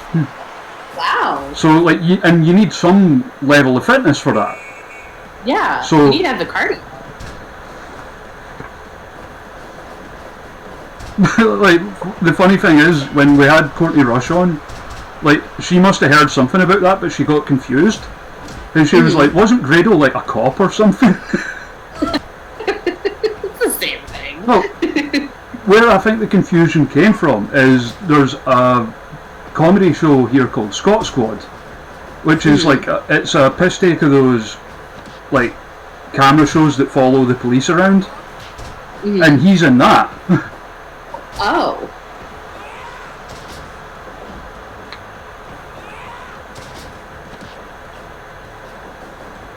I'm trying to picture Grado as a firefighter now. Yes, believe it or not, that was his shoot job. Yeah, that's amazing. I had no idea. Yeah, he totally could go like 90 minutes. Vince is all vanity muscles. He wouldn't last. He'd blow up. Yeah. Like, if you want a really crazy one, Damo, Killian Dane used to work in a bank. I can kind of see it, if only because I'm picturing him with like hair slicked back and like a gently trimmed beard, and then like the biggest suit possible. That, like, well, that said as well, like, I don't know if you ever saw him before he had the beard and that. I did. I think I saw an old photo of him, and he's got like such a baby face. Yeah, I think it was round about the time that he started like bulking up and growing his hair out and stuff that he went like full time. So yeah. And he stopped running the Source Wrestling School, which is a great loss because he did such a great job with that place. Yeah. Like, most of the Scottish wrestlers that are doing well right now, he trained them.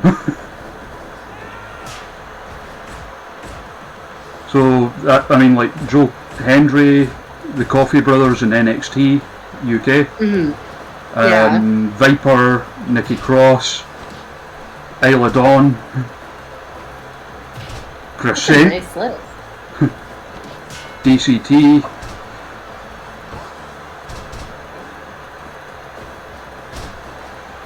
Yeah, like most of like that sort of generation of Scottish wrestlers that have done really well for themselves came from like two schools. Yeah.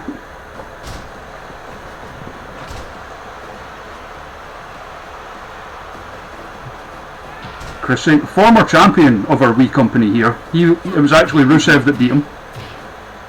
Oh.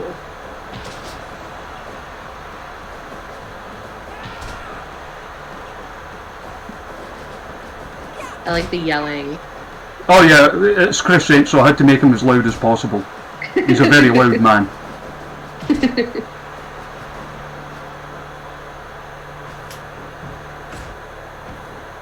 But I've always thought it's a shame he doesn't really get booked out with more than like a few companies, because he's like so, like he's decent in the ring, but he's very like charismatic. Yeah.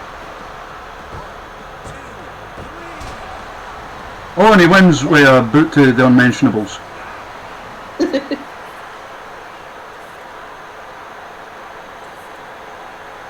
Ah, I see what you did there, DSB. Would I say I had to make him loud? Make it loud? Did it? He's getting booed in the chat for that one.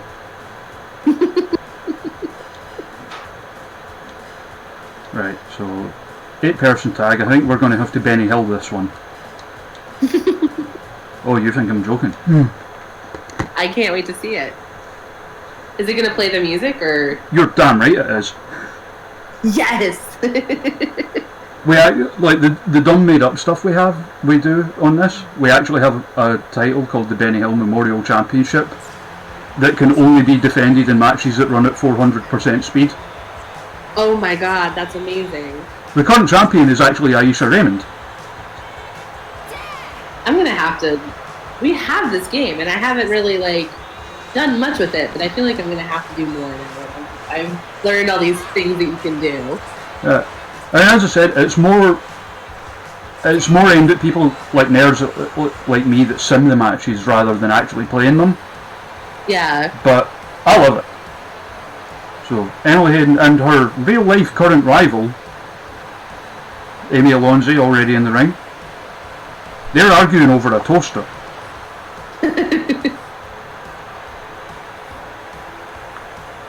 Oh, hello, my cat's coming to say hello. Hey pal. Hey monkey. What's up?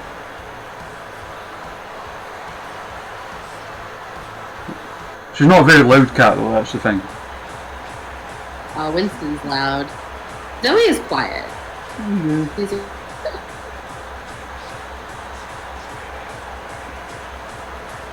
Just come up for a fuss, that's all. wants a little bit of attention. Yeah. Oh, she loves attention. I'm surprised Winston's being so good. Like, usually he's climbing all over the place. Here comes Jail at Dark. I know I've told this story on stream before, but I'll tell you it now. Once had a match that made me cry. Oh. Yeah. Like in a good way? Yeah. Okay. Like, in a heart-wrenching way, but in the good way that wrestling's supposed to be sometimes. I like those matches. It was her and Viper. Alright. Oh wait, was this... Because she's retired? You said she's recently retired? Yeah, she retired in September last year. But is that the retirement? No, actually. Oh. It was a last woman standing match they had a few years ago. Oh, okay, I can see that, yeah. Where, like, Jayla had turned heel on her. And given it, because it's well known in Scotland that they're best friends. Like, that wasn't exactly busting any secrets out. But playing it like, we came from the same school at the same time and trained by the same people, and yet it's you that gets all the attention kind of thing. Yeah. And there's like kind of an element of truth to that. Yeah. But like, and like personally, I can't look at the two of them and say, okay, one's a far better wrestler than the other, or warrants more, or whatever. Yeah. But what do I know? I'm just a fan. I mean, I feel like that's... So it played on that, and even like little things like in the promos before it, like doing like the real name thing, but it wasn't in that corny sort of, this is Phil Brooks talking to Paul Levesque kind of thing. Because I think when that stuff's done wrong, it comes off really corny. Yeah. Whereas, I mean, it's again no secret that Viper's real name's Kim. Yeah. But she was calling her like Kimberly, like in that you in that way that, like, you know, where your mum would, when you were in trouble and you were a kid, would use your full name kind of thing. Yeah. But yeah, they knocked the hell out of each other. And oh man, yeah. there was like a spot where like Jayla turned around to get her candlestick, and she turns around and like Viper's like, you know, like eyes welling up, like kneels down, like come on, hit me then kind of thing. Yeah. And then at the end, because last woman standing, the venue has these like big heavy ass couches around the walls, and at the end, like Viper basically Michinoku driver her on the floor and tipped one of the couches onto her Oh my to god. keep her down. But like not in that John Cena like, haha, let's see them escape this one kind of way, but more sort of I don't want to hurt my friend anymore kind of thing. And when the bell went, the second the bell went, Viper like runs over and like pulls the couch off her and tries to help her to her feet. And, and like Jayla pushes her away and like storms off. And like the announcement, you know, still your champion, etc. And the music playing, and Viper's like sat on the ground like bawling her eyes out. I'm gonna have to watch this. And like the thing is, like I know them both. Yeah. But like when I go to a show, I don't want to be like, oh, there's my pals having a good match, or they're selling that well. I want to be into it. Yeah. And they did a better job of anyone else I've ever seen doing that. Yeah. And they're both lovely, lovely people as well. Yeah. Emily Hayden, who's going to be on the stream at some point, she's just taking advantage of the lockdown to do up her room in her house at the moment. Then she'll be joining us. But she's funny as hell. Yeah. And like, because I feel like, and you'll know this especially with the amount of women's wrestling you cover and the writing you do and stuff, there's not really a whole lot of women wrestlers who do comedy out there. There's not. It's interesting because I think there's a lot of them kind of like in the very lower level, like independents, like very, very local. At least I've seen kind of around here. But it takes so long, and there's a couple in and they're not even like comedy, they're just more like quirky. It's almost like I'm still laughing at the music. Yeah, it's interesting to me that there, you know, there's guys like Grado who can pull off this whole like, and even you know, they pull off this very comedic, funny wrestler, and there's not a lot of them. It's like women can't be funny, which I mean, that's kind of like a weird thing that you see everywhere, but it's, in wrestling, you don't see a lot of strong, like, well-known comedic women's wrestlers. And when it does happen, or at least a well-known comedy spot, it's kind of like a weirder one or whatever, you know, like kind of like the Joey Ryan stuff, or the like the Priscilla Kelly one, for example. Yeah, it's stuff like that. It's never. Whereas it's always a certain type of humor. It's never like, oh, this is silly. Like I think Chikara has a couple women. That are starting to do that. They're more quirky characters. Like Solo Darling's good at it when she has to. Yeah, there's a couple of them that are good at playing into it, but I don't think there's one that's solely like, this is who you want if you want to know, you know what I mean? But like, Emily is properly hilarious. Yeah. Like, her manager slash valet slash best friend is a toaster. Is a toaster? Yes. I love it. What happened was, she had a match with another local wrestler by the name of Sammy Joe. And part of it was, like, the build-up was she had been, like, mocking Sammy Joe for, like, missing a show, or not being on this show, and the real reason behind it was because Sammy Joe was getting married. Yeah. So they leaned into it with that, so instead of an I Quit match, they had an I Do match. And there's all these, like, like gift boxes around the ring that were full of stuff getting used as weapons and that. And one of them had a toaster in it. Pretty normal wedding gift. Yeah. So at one point, like, Emily puts her into submission and like starts trying to jam her hand into the toaster, like screaming at her like, "Come on, give up," kind of thing. And the referee's like, "Emily, it's not plugged in," and and from that, like, it just kind of became a thing where like her talking to this toaster in her promos and stuff. And then, like, she got, like, because it was, the I Quit match was also like a loser leaves kind of one.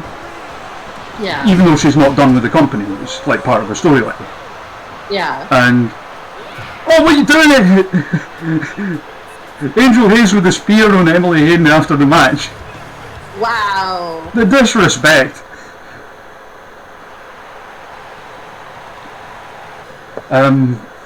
So yeah, like, so she's been gone for like the last few shows, and in one of them there was like a camera like panning like past like the commentary table up on the balcony, and Amy Alonso was sat there with the toaster like she was on a date, and like starts trying to hide it and stuff, and now they're feuding over that, and it's ridiculous but amazing because I love them both. Yeah. Andrew Everett versus Jody Summers, the semi-main event. Big Dog versus the Double Stomp Pervert. His character was doing loads of double stomps on the charity stream when he was on, and he was like, "I've never done a double stomp," and it just kind of, it just kind of became a thing.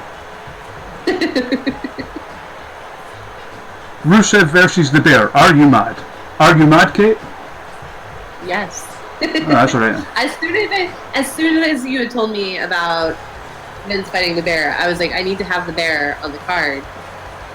And then I saw Rusev, and I was like, it's Rusev Day, so it makes sense that today would be the day we have Rusev versus the Bear. That's infallible logic. Like, why? How else is? What is a better way to celebrate Rusev Day than to have him fight a Bear? I've not told you about the other tradition. So we have and it's the reason that the Bear was made. Yeah. So you can do it like MMA fights in this game as well. Yeah. And it's a stream tradition that at the end of the stream we have either the guest or the chat pick, or we just pick at random, and we put someone into a shoot fight with a bear. Some people have beaten the bear. Yeah. Chris Hero beat the bear. Yeah. Tyler Bate beat the bear. Yeah. Aisha Raymond beat the bear. Yeah. Effie. Yeah, Effie beat the bear. I know there's a joke in there somewhere. And for some reason, Brad Armstrong. Yeah. Plus a few of our original characters have done it as well. But not many do it. Yeah. So there will be a shoot fight against a bear to close things out. Yes. And is there a wrestler you've ever fought? I would like to see them in a shoot fight with a bear. Is there a wrestler? Oh. Well, obviously I want to see Brock Lesnar fight a bear. Like, straight up. Okay, we can do that. Yeah. Well, so I don't particularly care for him, but I feel like of all the people, aside from Daniel Bryan, Daniel Bryan's fought a bear, I kind of want to see Brock Lesnar do it. Okay. Yeah, I just want to see. That's true. DSB says he did F5 a shark. Yeah. I mean, he lives in the woods. Like, he lives in this, like, giant compound in the middle of the woods. So I feel like he actually has. I would not be shocked if he has fought a bear already. Just, you know, to get them off, like, scare them off or something like that. Like, yeah. So, wait till you see this Lesnar, by the way, because some of the wrestlers what I said earlier about like the parts craft stuff. People have been making like actual faces and tattoos and shit for the wrestlers, and Lesnar's one of them. Yeah. So wait till you see this Lesnar. Oh, I can't wait. There is wrestlers with a real appearance in the game, because there's DLC for the game that has the like New Japan wrestlers or Stardom wrestlers, and there's the Yoshihiro Takayama one as well. Yeah. Whereas now, the parts craft, some people are bringing the other wrestlers that people have made up to speed with that. Yeah. Like in the last few days, I've got like actual parts for like, you know, Stone Cold, The Undertaker, Bret Hart, EC3, bunch of AEW people, like the Young Bucks, Cody Rhodes.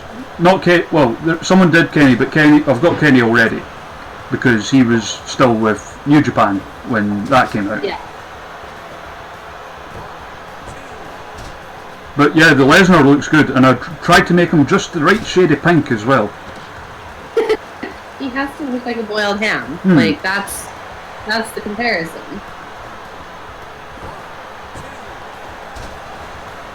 2.9. Look at that. Very exact. The big dog Andrew Everett. Big flippy boy off the top. Oop, there he goes. Double stomp pervert. Oh. Referee Eddie Sideburns, well in control of this one. Real person.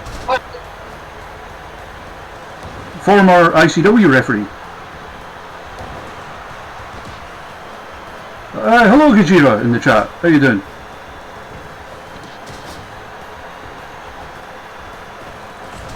You're here in time for our semi-main event. Everett Summers.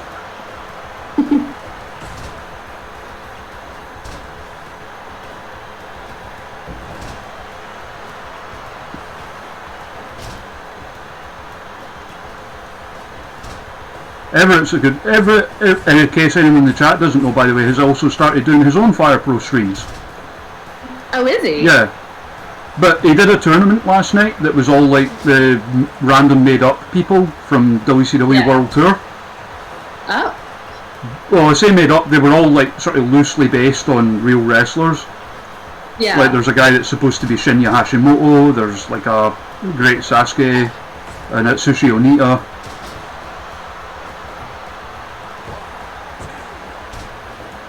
Yeah, Everett's a good dude. I like him a lot. Yeah. Jody as well. Jody's lovely.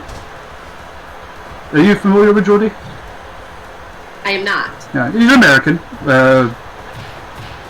I think it was through Caveman I got to know him actually, because Caveman knows him. He is that skinny.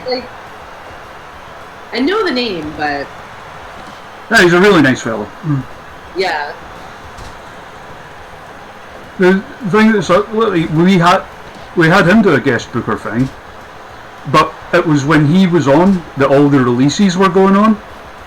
Yeah. So it was like every few minutes we were like, oh man, you know, Heath Slater's been released, shit, and it really brought the mood down. It's just a sad, depressing chat. Yeah. I mean, when we found out Rusev was gone, we were heartbroken. Oh, I was like it was like work time for me, so I was like working on something, but also like, you know, I have a tab open for Twitter, and his came, I saw his because somebody retweeted his tweet, being like, so long, you know, and I'm like, what? And I'm not surprised because I know that he had been wanting to leave, but I'm like, really? Yeah. I mean, every time they gave him anything, he knocked it out of the park. He's so good. He's so underrated. Like, I think there's so many people that are like, oh my god, I love Rusev, I love Rusev. So I don't think that he's underrated with fans. I just think like undervalued within the company. Yeah, like you're right. Everything that he has been given, he spins it into gold. Like even like the stuff with Summer Rae and that, he made it entertaining. I was gonna say the fish segment. Yeah. Like, come on, that was when I was starting to get back into watching wrestling again, and I'm like, what is this? And then he like there was a fish, and I'm like, oh, this is. I don't know this Rusev guy. I was a little on the fence about, but I'm all in with him now. Like he's like. And like the fact that, like referring to Lana as Coldfish Lana, like it was that right balance of, like, because obviously he was playing like a bit of a chauvinist, but it was the right balance of doing it well, but also clearly he's playing a character, so you know that's not who he actually is. Yeah. I remember watching him. I watched like the first couple seasons of Little Divas, and he was on there with Lana. And at first I was kind of like, I don't know, like he seems very overprotective of Lana, like, you know. But then like there'd be segments with him, and I'm like, he's actually kind of a funny guy. Like, why don't they just let him be funny? Yeah, Everett with the win. Have you ever watched? Did you ever watch him on when he's been on Up Up Down Down? Yes. He's hysterical on that. Oh my god. The best thing I feel like that Up Up Down Down ever did was like humanize so many people. Like give them an opportunity to like show like a whole other personality. Same with like, I mean, a lot of sort of long-time wrestling fans would have known about it already, but Samoa Joe as well. Yeah. He's a scream on them. He's to have that space where they can just be, and like what I like about it is that it's very much like, okay, this is not Samoa Joe right now playing Up. You know, these are all completely different characters essentially, and so they can do whatever they want here, and you know, you don't have to worry about storyline and stuff like that because everybody has new names. Oh my god, this bear is amazing. And also is the current IWGP champion. Of course. Beat Minoru Suzuki. Oh my god.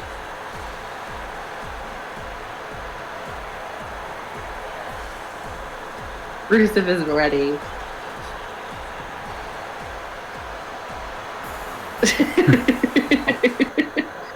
And I like that the bear waited outside the ring. Oh yeah, it's a respectful bear. Yeah, like he understands wrestling ethics. Until the bell goes. Well, then all bets are off. And there's variety to this bear's skill. I say, like, it seems like he's got a little bit of technical prowess under his fur.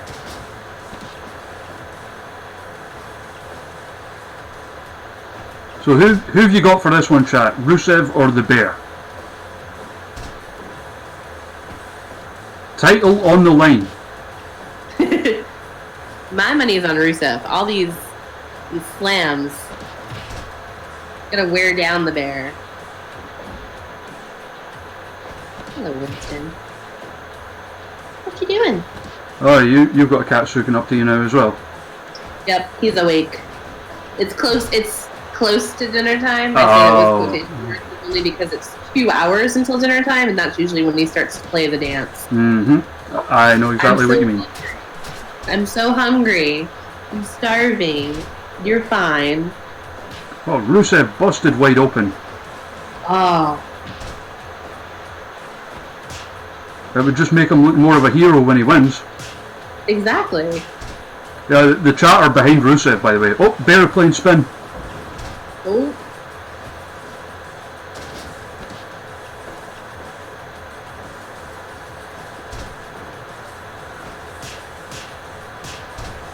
Yeah, so, and remember, when we pick someone to fight the bear, it can be anybody. I know you already picked Lesnar, because we've had our fictional people as well. I want to see Rip Kaboom against the bear one day. Yeah. Rip Kaboom is one of our new created guys. Deathmatch legend, Rip Kaboom. Is he like based off like a real wrestler? Not as such. He's got. I tried to base it off the kind of like, I guess, like American guy goes over to FMW kind of look. Yeah. So he's got like, you know, the sleeveless shirt, camel pants, blonde mullet. Okay. Oh yeah.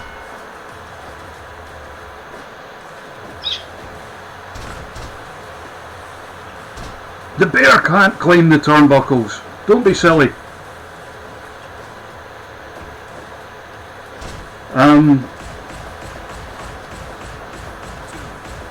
There's Rip Kaboom, Super Anus. Most of these come because someone will say something in the chat and I'm just like, that would be a great wrestler name, and I make them. I like that. Flex Magma. Ooh, that's a good name.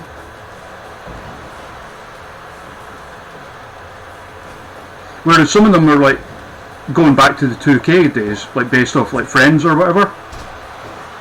Yeah. Because that came about, I had made myself and a couple of friends in one of them, just for, you know, a dumb bit of fun. Yeah. And this was when you could start doing like the face scans to make the wrestlers you make look realistic. Uh-huh. So I asked on Twitter, like, hey, I've got this really dumb gimmick idea, does anyone want to be the model for it? And my friend Kevin, don't know if you know him, Kev Infinite. Yes. Yeah. Him, he was the model for it. Oh, okay. So it was like this done, like kind of inspired by the old like Lex Express stuff.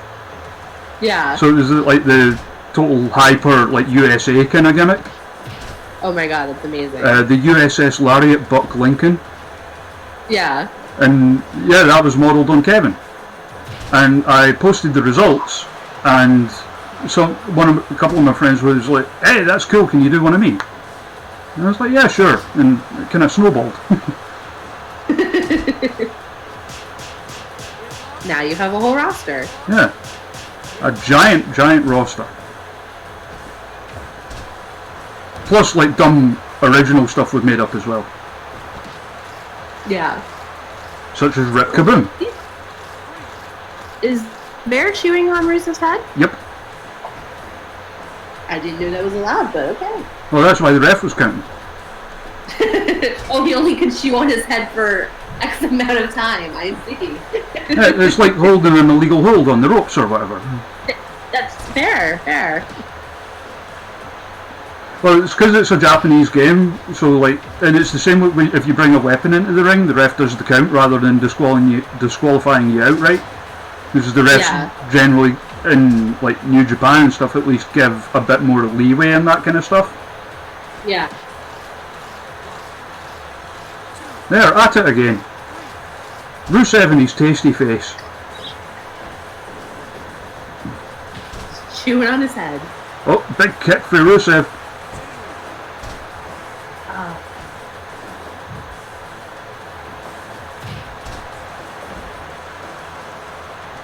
No, the stomp, I thought he was setting up for the accolade there. Yeah. Because whoever made him has said it so that he will lead into the accolade with the stomp. Mm-hmm. Like little things like that. Uh-oh. Oh, beer. Is that a pickaxe? Where did that come from? It's an extra sharp claw. Nothing to see here. The move's in the game because of Sushi Onita, basically. Yeah. Big boy senton from the bear. But Rusev is not giving up. No. He's fighting hard. Uh-oh, bear hug. Oh. New champ!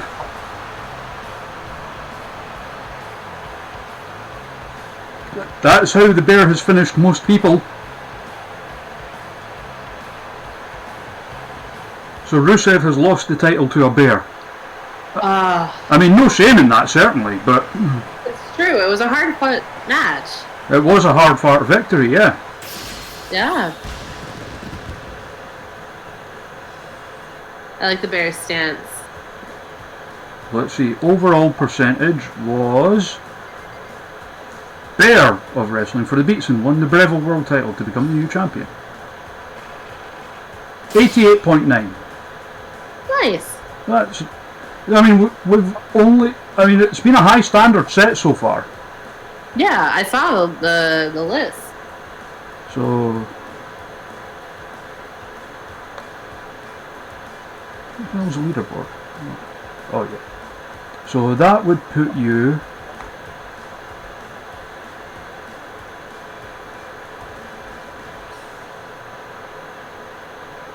In 11th place. Nice.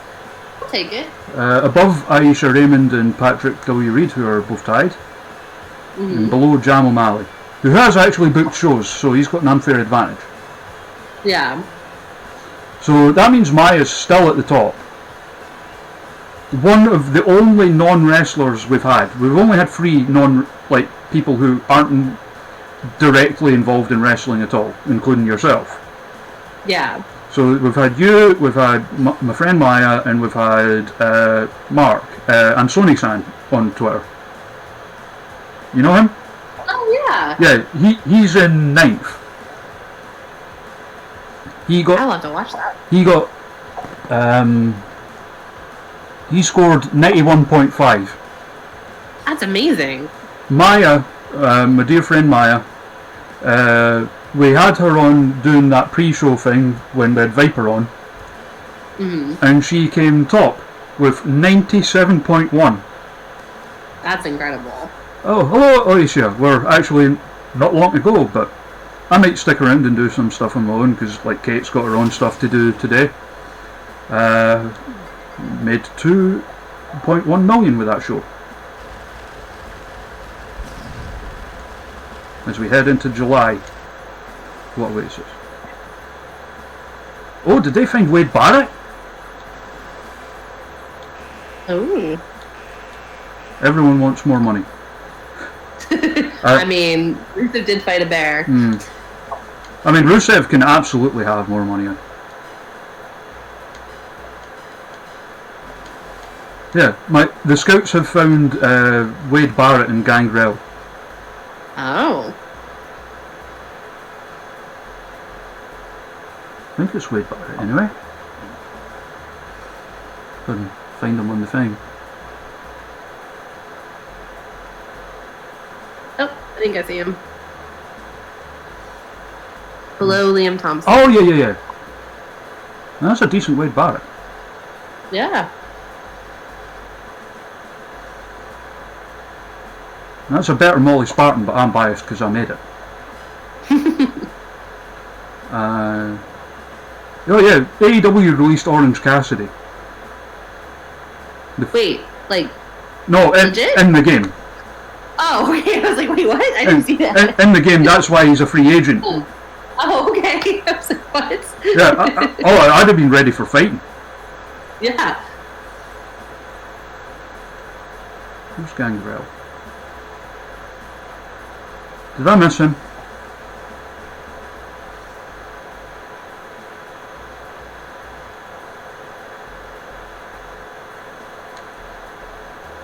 Yeah, everyone heart just sank, and it was all my fault.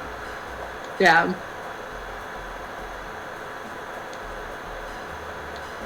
Yeah, people in the DSB in the chat says if they did legit fire Cassidy, I'd quit wrestling. That would be so sad. So, you wanted Brock Lesnar versus a bear in a shoot fight. Yes. That's how we're going to end. Gruesome fight. Yeah, because they don't have the rights to the UFC name, so... No, I like it.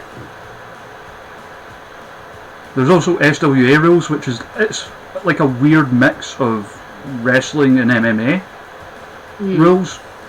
So you can have, like, pinfalls in it still, but there's also, like, 10 counts, like you would get in boxing or whatever. Yeah. There he is. Oh, it's good. Yeah, someone made that face. I like him with the mohawk. And they've done like the tattoo on the back as well. Yeah. I can find the other ones that have been done.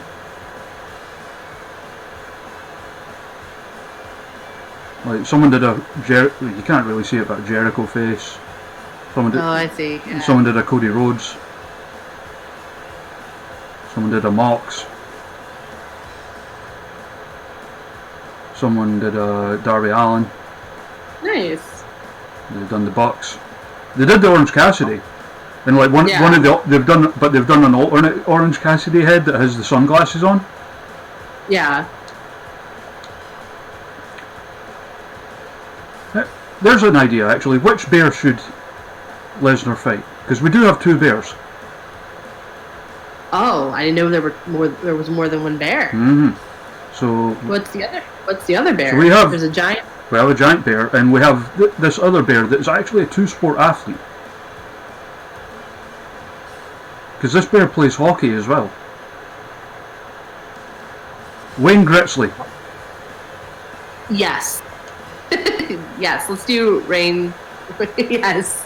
Because the other bear just wrestled Rusev. We have to give him. That's fair. That's fair. So, It's got to be a fresh fight. and as always, the referee in charge of this fight will be the giant from Twin Peaks.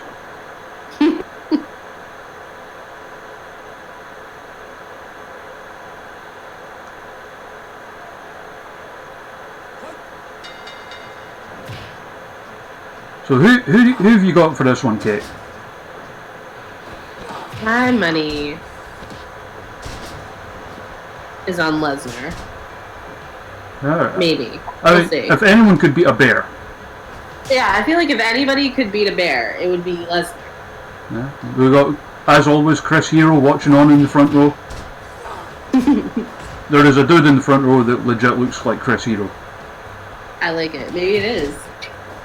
He's next to a bushwhacker looking dude, and he has a black jacket on and a red shirt.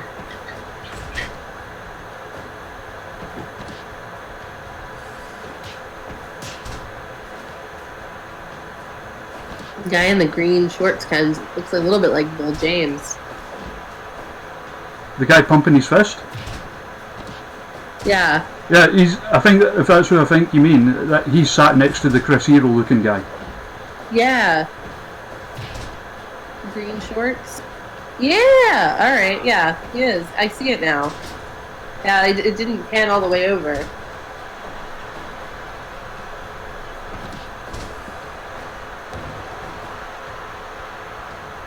I can't wait till the mods come back, because there was a special match type you could do with the mods that you can't do in the game normally. Yeah. Now, this is an MMA fight. What would you think to an 8-person elimination MMA fight? Oh my god. Yes. That's that's a lot. Would it be 8 bears? If you wanted. I mean, because you can't do MMA fights with like more than just one-on-one without the mods. Yeah. Yeah. I mean, using the mods, we did once book Tessa Blanchard versus 4 bears. After all that unsavoury news about her came out. Oh yeah. That was her punishment. Fight 4 bears. It didn't last long. I wouldn't think it would. Oh, here. Not with MMA rules. Oh. Bear airplane spin. Imagine just getting slapped by a bear.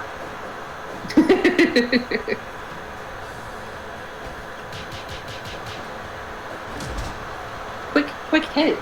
Yeah, followed by like that body check, like you'd see on a hockey rink. Yeah.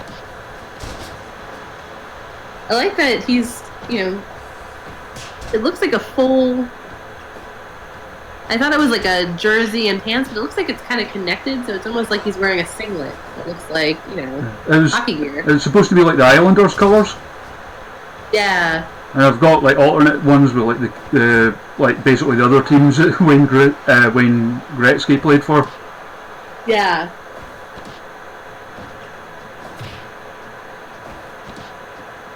I do need to make more bears. We've got a panda ref. Maybe Panda Ref has a moonlights as a wrestler. If only. I mean, we're going to make the son of our other ref, Big Hands Johnson, as a wrestler at some point. That makes sense.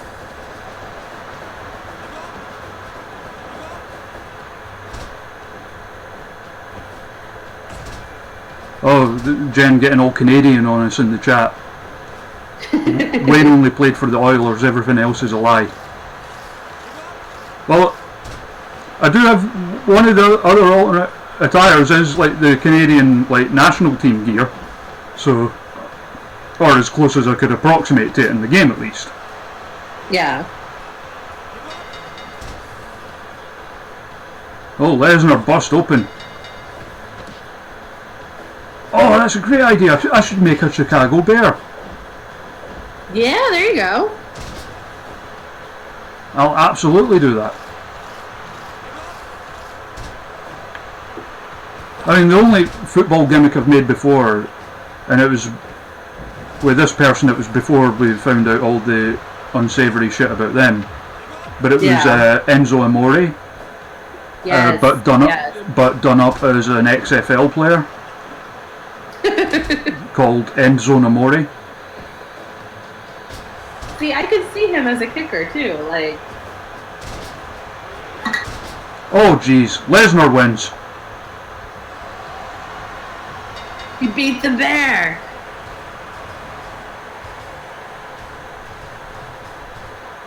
Oh, he's playing his music. Look at that. He beat the bear. Lesnar killed my hockey playing bear. Oh. What madness is this? Good match though. It was a good match. Yeah. So I might stick on for a bit. But I know obviously you have to go and do other things today. I do. My mom is coordinating a giant Zoom call with me and all of my dozens of siblings, so I need to go loop in with them. But thank you for having me. Oh. I'm glad we got to do this. Oh, no worries. You're welcome back anytime. Like, not like I'm doing anything. You know? Yeah. I got nothing going on either. Yeah. I mean, I'm on like honestly most nights.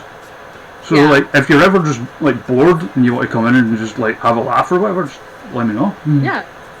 Well, I have Twitch, so I'm gonna have to jump in I'm gonna subscribe, and then next time you guys are live, at least I'll jump in and watch it. So. I mean, I've no special guest ones announced for next week so far. I've got people who have said they're up for them, but just like a case of trying to sort out what days are best for them and that kind of thing. Yeah. And we're going to have like Courtney Rush back in at some point, definitely. Nice. Because like, the one with her was just like an absolute scream. Everett as well. But yeah, thank you so much for joining us. Tell people where they can follow you and whatnot. You can follow me at Make It Loud on Twitter. That is the best and easiest way because I share links for everything else and you can find all my stuff there. So yeah, just Make It Loud on Twitter. There you go. Go do the thing, people. But thank you much, and I will let you away. You can start your Zoom call. I'm going to book some more shit. All right. Well, enjoy the rest of your evening. I will certainly try. Thank you very, very much for joining us. All right. Bye. Bye now. Bye, everyone.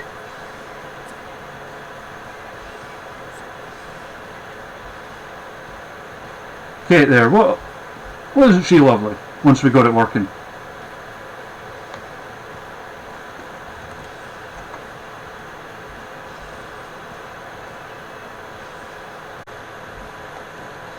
So let's go back to promoter mode.